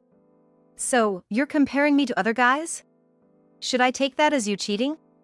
Wait, what? What are you talking about? His confusing words truly baffled me. We were just discussing our relationship. Why is he bringing up cheating just because I mentioned how other couples behave? It's a big misunderstanding. This isn't about cheating. The real issue is I don't understand what Bob is thinking. Wouldn't it be easier for both of us if we just divorced? I explained all this to Mike. Isn't it pretty serious if you want to divorce but can't? But Mike just nodded, listening without judging, and started typing on his computer. Everything you've told me is securely stored, Catherine. I'll contact you once I figure out a solution. Honestly, after hearing all this, I think divorce might be the best option. Mike said as he gently closed his laptop and put it into his briefcase. He inputs the data on the computer to ensure maximum privacy. Mike agreed to help me find a solution. I felt deeply grateful. Having someone by your side feels so comforting. See you next appointment then. Thanks, Mike. You're welcome. I left and headed home. Honestly, I dreaded going back. Even if I got medicine from the clinic, it wouldn't solve the root of the problem. I felt so down. When I arrived, Bob was standing at the entrance, looking furious. I had told him I was going to the clinic, and I returned within the time he had specified. What on earth? Just as I wondered this, Bob began to shout at me. Come back from the doctors quicker! Make my meal right now! Suddenly, he was demanding lunch. How old does he think he is? It might be acceptable for a small child, but we're well into our 30s. Doesn't he feel embarrassed acting this way as an adult? Despite my thoughts, I knew making a fuss would lead to more trouble, so I lightly replied, all right, and let it go. But this was just the beginning of the challenge. Even if I made the meal, he'd complain about the slightest thing, like seasoning. You might think he should just cook for himself, but whenever Bob feels lonely, he becomes unreasonable. This had been his way since we started dating, so I didn't take it too seriously. Looking back, maybe if I'd patiently talked with him, I could have corrected his selfish nature. Lost in thought, I stepped inside the house and placed my shoes in the shoe rack. As I was about to start cooking after putting on an apron, Bob had another demand. I want fried rice. Make it quick, within 5 minutes. I can't make it that fast. Just calm down and wait a bit. You have a problem with me? Say what you want to say. You know what'll happen, right? His words silenced me. This pressure from him was nothing new. Since moving into this house, everything felt chaotic. Bob's dominant behavior had scared me deeply. Even though my parents believed we were a happy couple, I had been suffering daily. I had no idea what his parents thought since I hadn't met them, but living with Bob was pure agony. I contemplated voicing at least one complaint against him. While considering this, I finished making the fried rice for both of us. Bob ate without a word of thanks and then left the house. Surprisingly, he didn't return, and the house became peaceful. But the fact remained that Bob was still my husband. If I couldn't get a divorce, I decided to go back to my parents' house. What followed was a deeply unsettling event for me. I truly hoped never to feel that way again. But what was he thinking? Reflecting on it, he seemed purely selfish.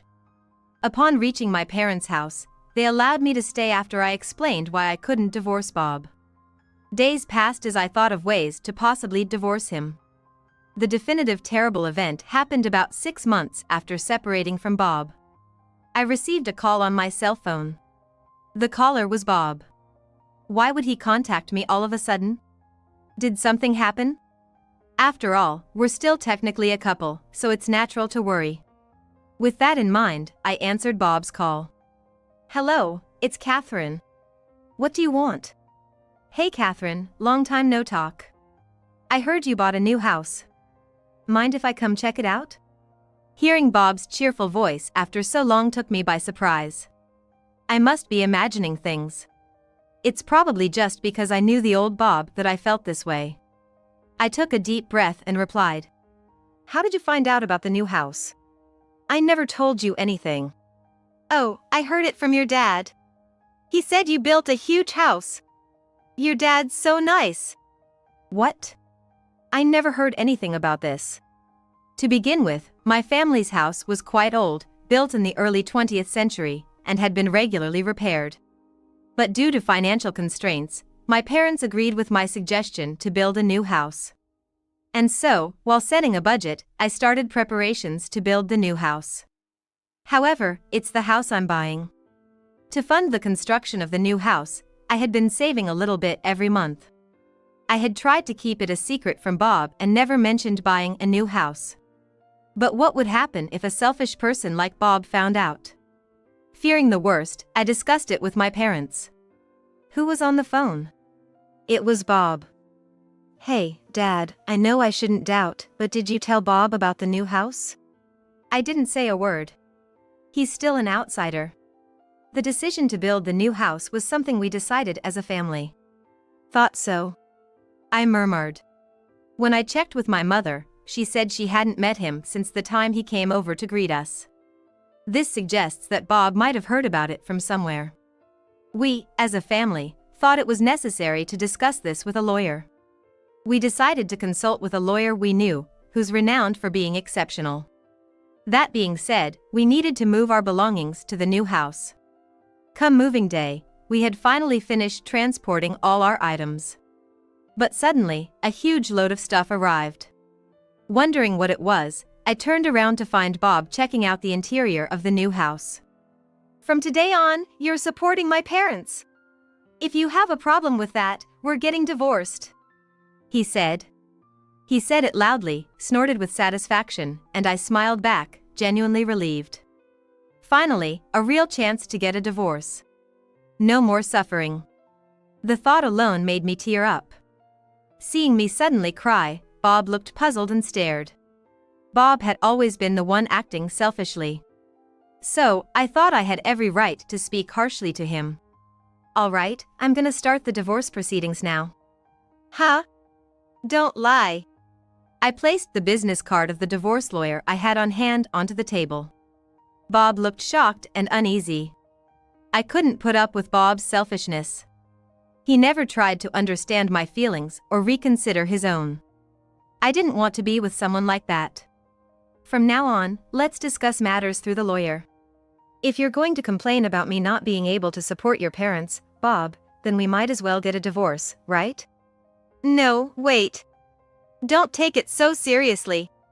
Okay? When was I not serious? Most of the time, I was the one bringing up divorce.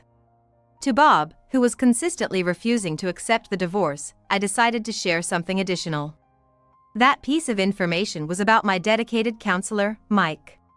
Ever since we separated, I had been attending counseling sessions about once a month. The things he told me during those sessions genuinely shocked me. Mike suggested that instead of being codependent on Bob, it seemed more like I had been brainwashed. Such matters might be better explained if the person themselves was present. I immediately called Mike. Typically, a counselor shouldn't come over just because they're called, but I knew Mike had the day off today. Just by telling him how close we've become, he'd understand the relationship we've built. I heard the sound of Mike, who had been waiting at my childhood home, pulling up in his car to the new house. Reacting to that noise, Bob stood up and looked outside, appearing utterly shocked. Mike and I, when it comes down to it, have been childhood friends. During our counseling sessions, he often suggested he wanted to help me in some way. I couldn't recall when it started, but he seemed to have always had feelings for me. Mike, my childhood friend who just walked into the house, briefly looked Bob up and down. Then, after taking a few deep breaths, he began questioning Bob. Mike opened up his laptop, checking something. Sneaking a peek, it appeared he was reviewing the notes from our discussions. Finding what he was looking for, Mike began to speak. Bob, first, I believe it's crucial we have a serious conversation. From the start of her counseling sessions with me, Catherine has always been clear about a particular matter. How did you find out her family was buying a new house? Well, I heard it from Catherine's dad. He was boasting about building a new house. Hearing this, my father, who had been listening, glanced at Bob, murmuring, "That's odd. I've never mentioned it to you, Bob. I haven't seen you since you both came over to introduce yourselves as a married couple. Is that true?" "Yes, Catherine, it's true. I've only talked about the new house with you, haven't I?" Indeed, my father and I frequently communicated, and we often discussed the new house. I'd always made sure to share updates when Bob wasn't around. Given how much my father disapproved of Bob's selfishness, he always maintained a calm demeanor. Witnessing how composed my dad was, I felt motivated to stay equally poised. Bob, however, stubbornly retorted, Look, I'm telling the truth. I saw you at the local supermarket, and you. I haven't seen you there. You always said you were too busy with your caregiving job and left household chores to Catherine. I'm sure I haven't seen you since the day you both visited. But I believe Bob assumed my father would just go along with whatever he said. But my dad wasn't about to play along. Besides, Mike was smugly grinning, having helped me gather evidence. It wasn't like I'd been living a quiet life with my parents while separated from Bob. Having shared our entire marital situation, we'd planned our strategy together. Additionally, there was another concern, Bob's parents. I wanted to know the reason behind Bob's claim of supporting his parents. Conveying my concerns to Mike, he immediately called a lawyer he'd previously arranged. Clueless Bob watched our exchange, looking rather flustered. Shortly after, the doorbell rang, signaling the arrival of our lawyer. Upon Mike's invitation, the lawyer entered our living room. Pleased to meet you. My name is Jonathan Peterson. Today, I'm here to discuss Bob's attitude towards Catherine and the divorce proceedings. Hold on. This doesn't make sense. Catherine, why didn't you consult with me? Aren't we a couple? We should have talked this out. No matter how much Bob pleaded in his trembling voice, it wouldn't heal the emotional scars he inflicted on me. It was time for me to stand my ground. I want the freedom to choose who I'm with, and I certainly don't want someone like you again. With our family's tense atmosphere, the lawyer began to explain in a matter-of-fact tone. Firstly, regarding Bob's behavior towards Catherine. She got fed up with his constant complaints, proposed a divorce, but he refused. Catherine, is that correct? Yes, it is. Understood. From my findings, I've noticed something crucial. Before addressing the separation, there's another pressing matter. Are you willing to listen? Of course, if it's important, I'd want to hear it. Nodding slightly, I uttered a simple, "Please proceed." And the lawyer nodded in response. To begin with, Bob's parents are in a dire situation. His father has an illness, leaving him immobile. He's been undergoing physical therapy at home but has grown irritable, yelling irrationally.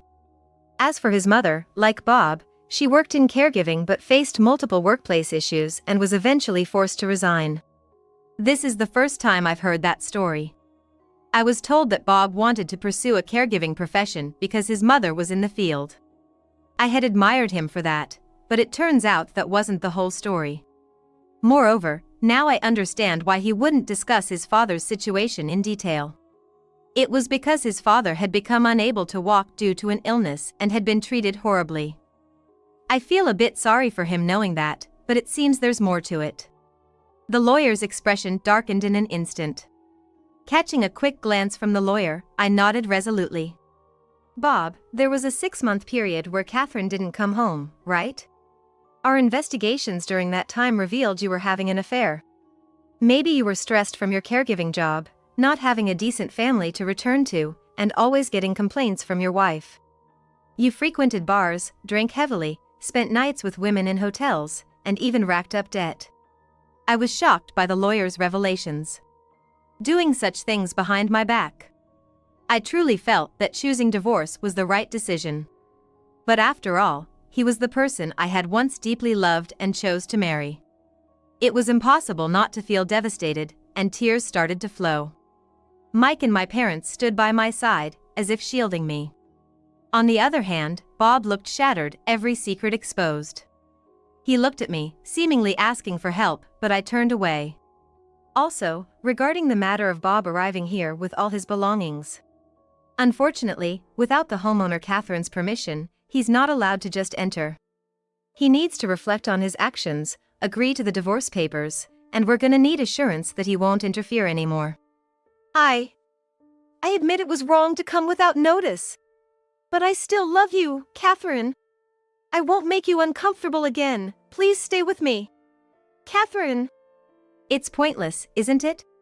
If Bob's parents aren't reasonable, then Catherine's parents' opinions will be prioritized.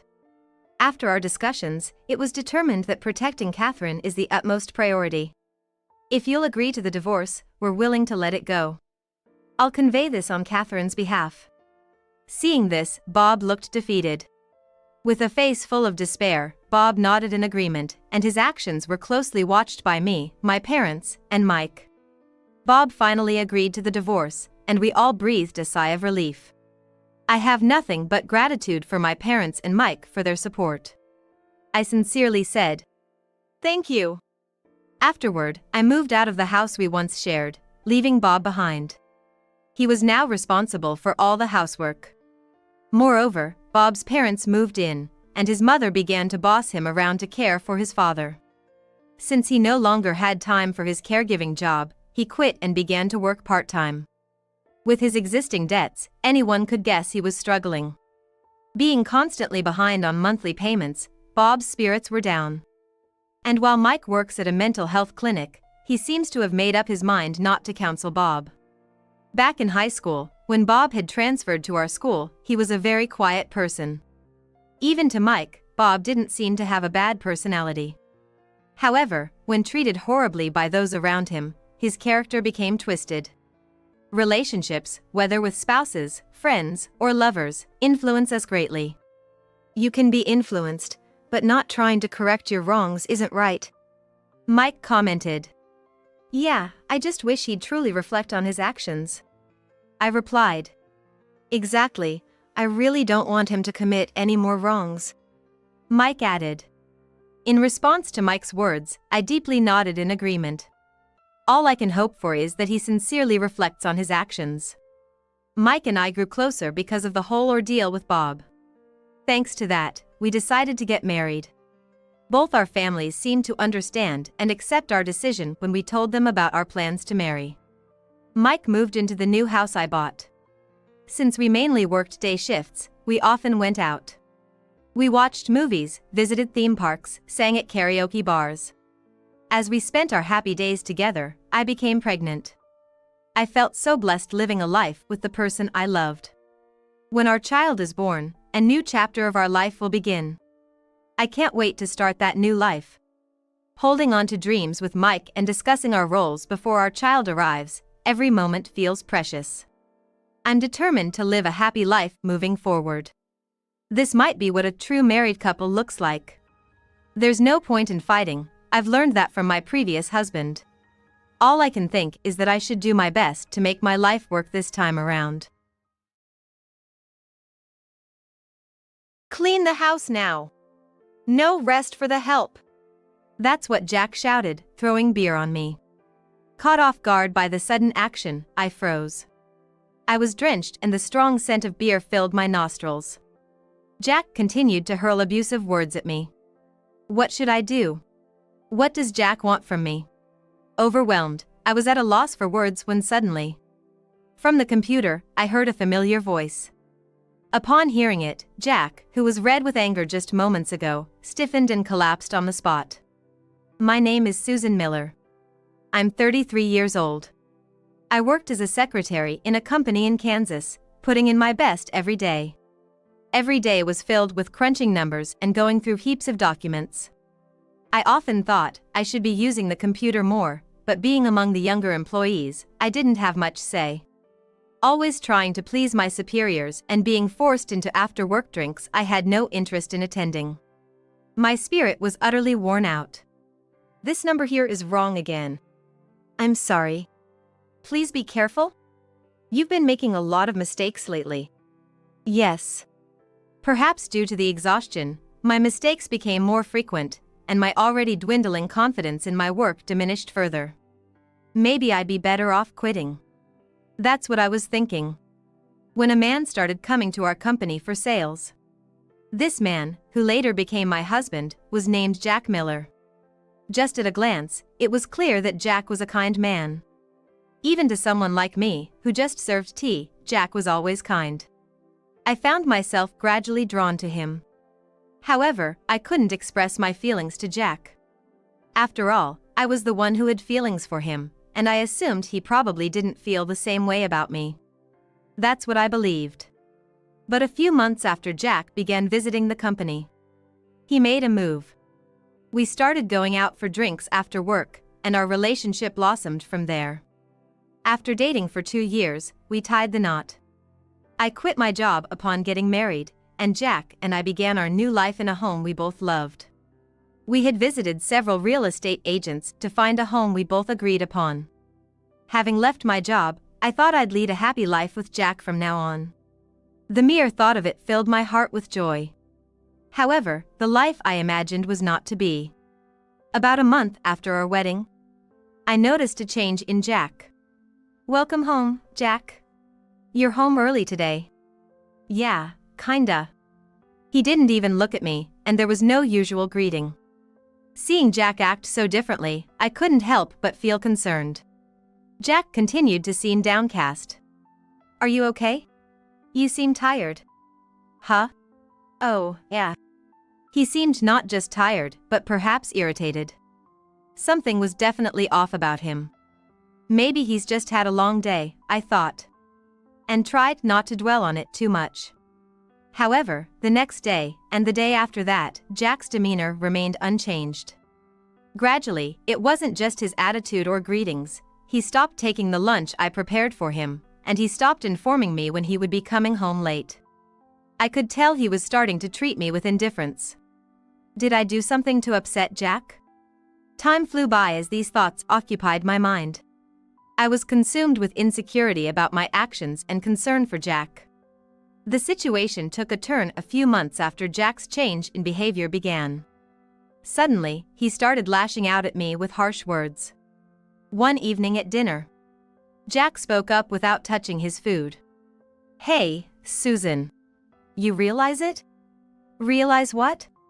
How could I know what he meant when he didn't specify? I urged Jack to explain further. Nonchalantly, he said. That your cooking sucks. What? It's bad? Yeah. You didn't even realize? Think about how I feel, having to eat this terrible food every day. I've cooked for him many times since we were dating, and he never once complained. He always ate with enthusiasm and often told me how delicious it was. Seeing him enjoy my cooking so much, it never crossed my mind that he would find it distasteful. But you always said it was good. Did I? Don't remember that. Seeing my worried expression, Jack burst out laughing. After a hearty laugh, he set down his utensils and retired to the bedroom. Looking at the untouched food, I felt indescribable emotions. I too put down my utensils, replaying Jack's words in my mind. Had he been pretending to like my cooking all along? Or had my cooking skills deteriorated? No matter how much I pondered, I couldn't find a satisfying answer. But one thing became clear to me. Considering his recent behavior and the words he just said, it seemed Jack had grown to dislike me. Initially, I thought he might just be tired, but his recent behavior was way over the top. The old Jack would have told me if he was feeling worn out. It must be true. But then, that would mean I did something to make Jack despise me. Yet, I couldn't think of anything. My doubts about Jack kept mounting. 2 more months passed. Jack's behavior deteriorated day by day, and the kind-hearted man I fell in love with was nowhere to be found. He hurled insults at me almost daily and made it very clear through his actions and noises that he was irritated. You know. Can't you even clean properly? What? Clean? Yeah. The bathroom, the toilet, none of them are clean. The living room is a mess too. I always want to keep the house clean, so I clean the bathroom and toilet almost every day. I even vacuum daily.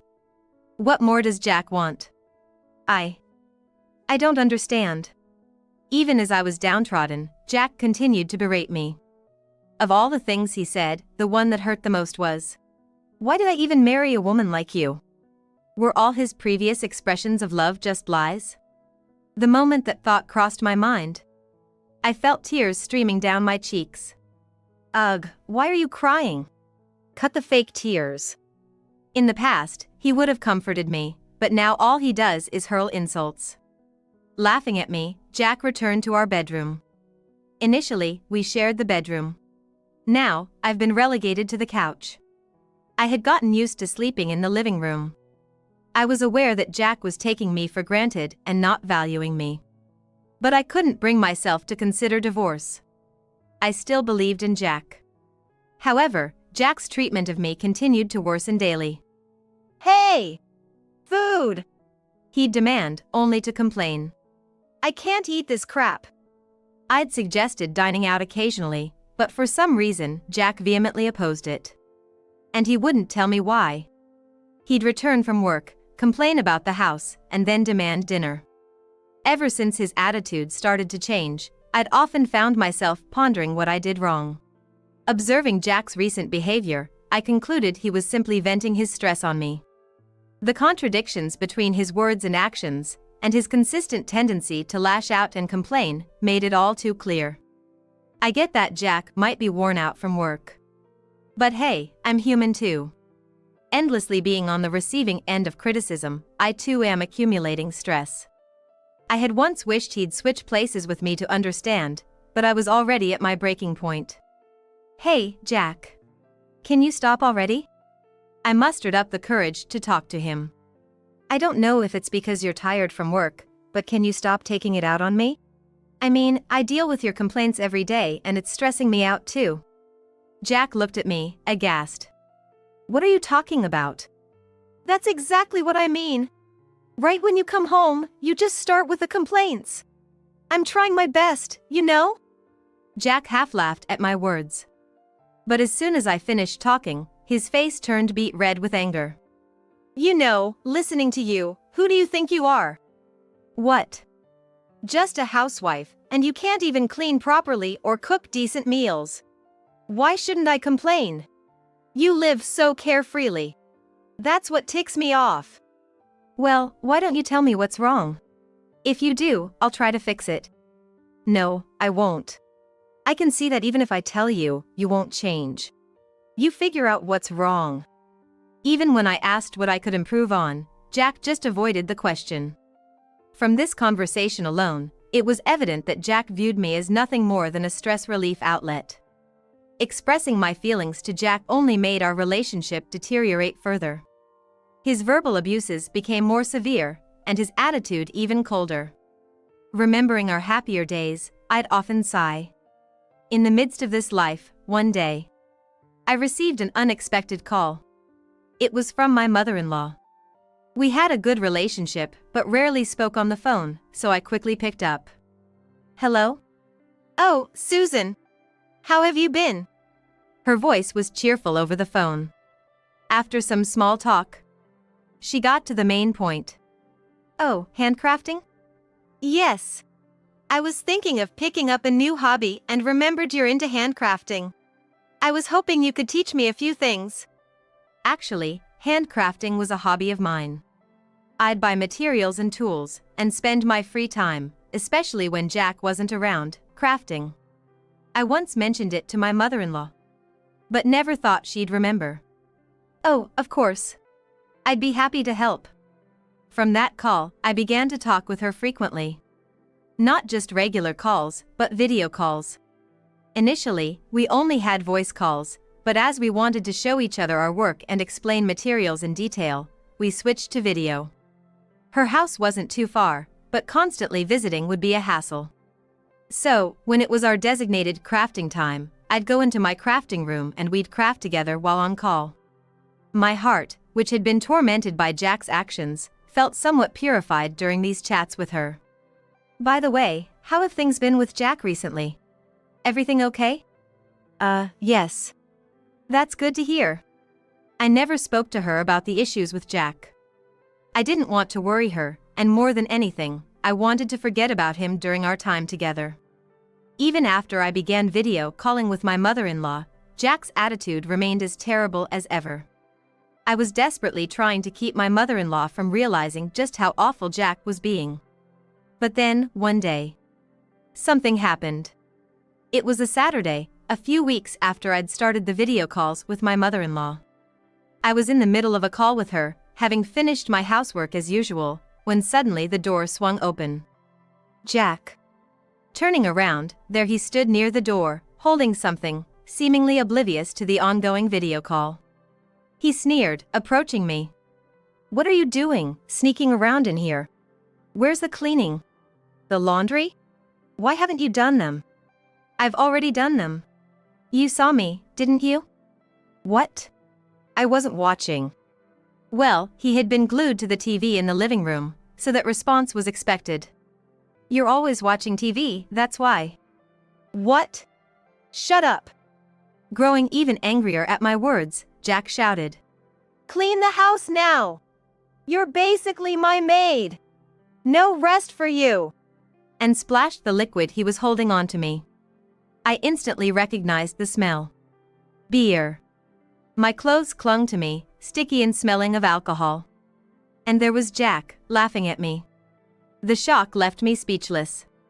Get to work now. With that, he kicked over a stack of books nearby. His mocking laughter echoing throughout the room. I was paralyzed, watching the beer-soaked pages of the books. Then, from the computer came a familiar male voice. Is that all you have to say? Dad? Yes. It was Jack's father. My father-in-law. Jack. What on earth are you doing? I saw everything. How could you verbally abuse Susan and then drench her in beer? When did you become this monster? No, Dad, it's not what you think. Jack, who had been so aggressive moments before, was now clearly terrified. Despite his son's pleas, my father-in-law's fury didn't wane. What do you mean, it's not what I think? It's obvious this wasn't the first time, right? Well. When did you start acting like this, Jack? My father-in-law seemed deeply disappointed, and understandably so. Seeing his own son behave this way must have been shocking. Ignoring Jack's attempts to explain, my father-in-law turned to me with an offer. Susan, do you want to come over to our place right now? Now? Yes. I don't feel comfortable leaving you there with him. If you're okay with it, I'll come get you right away. I was taken aback by his sudden invitation. But thinking it over, I couldn't predict what Jack might do next. Is that okay with you? Absolutely. Wait for me. And Jack, if you do anything to her, you'll answer to me. With that, he ended the call. I quickly packed a bag and waited by the front door for my in-laws to arrive. Jack was pacing nervously, but he didn't harm me. A few minutes later, my in-laws showed up, and I headed to their home. The moment my father-in-law opened the door, I could see the fear in Jack's eyes. He was truly terrified of his own father. Jack, reflect on your actions tonight, alone.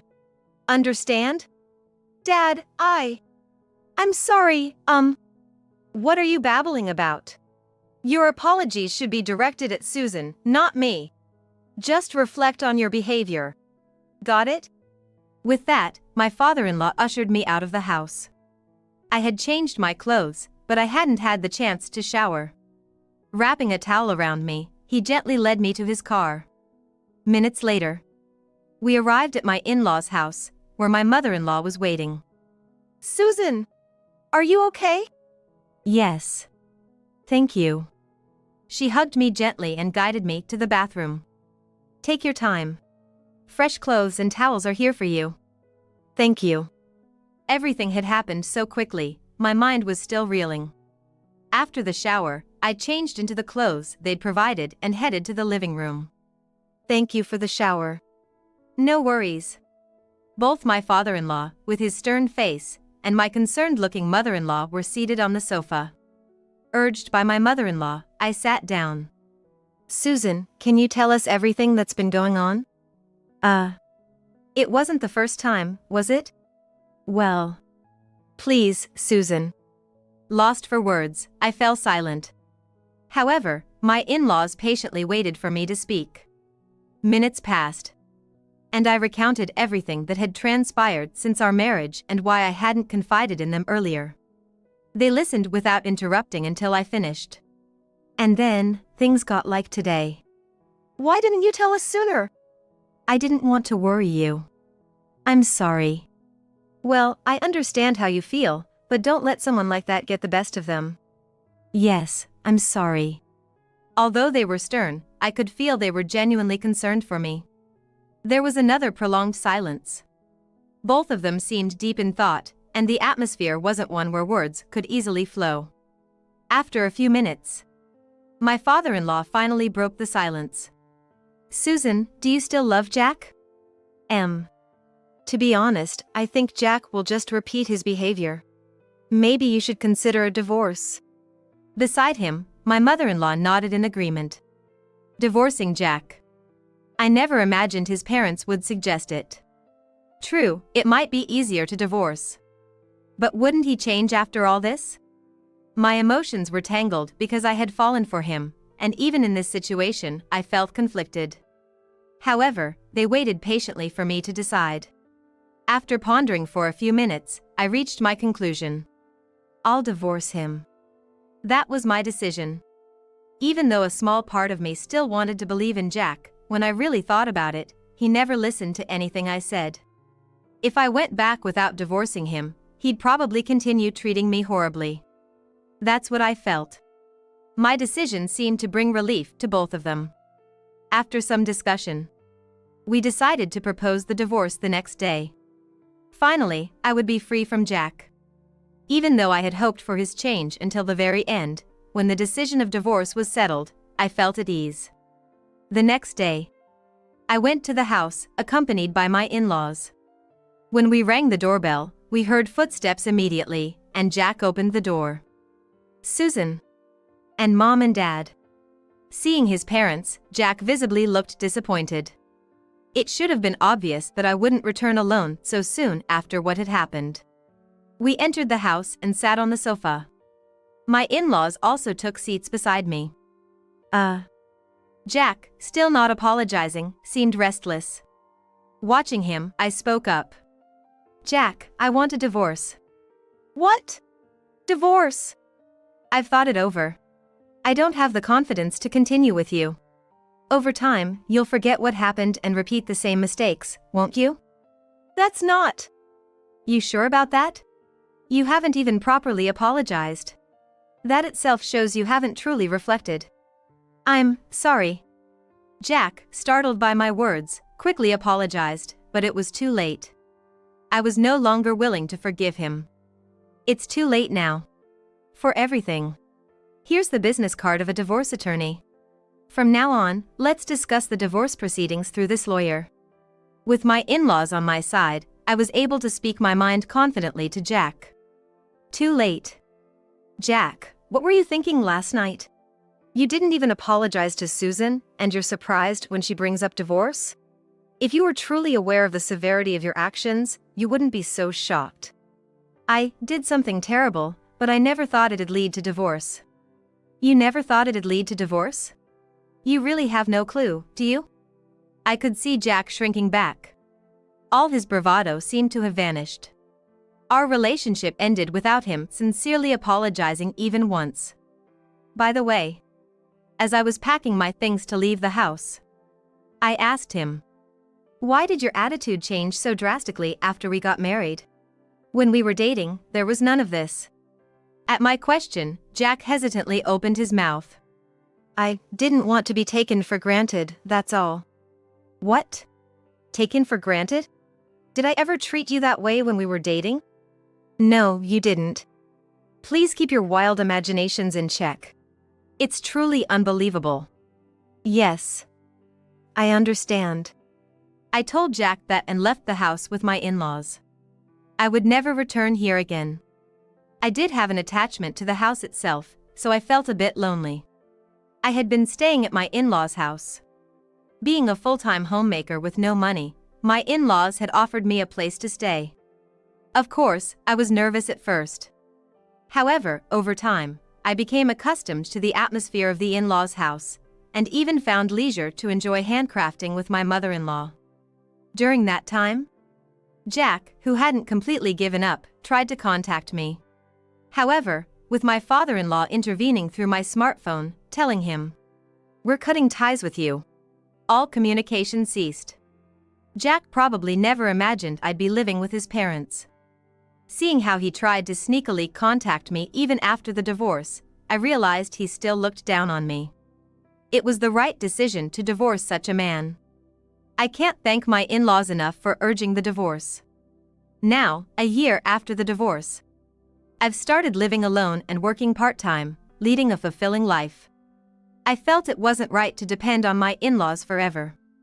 Though I moved out, I still maintain a relationship with them and continue to rely on them in various ways. Though we aren't bound by blood, my in-laws treated me like real family. Now, my goal is to repay their kindness. I wonder what I could do to make them happy. Today, and every day, I live my life without forgetting the gratitude I owe to my in-laws.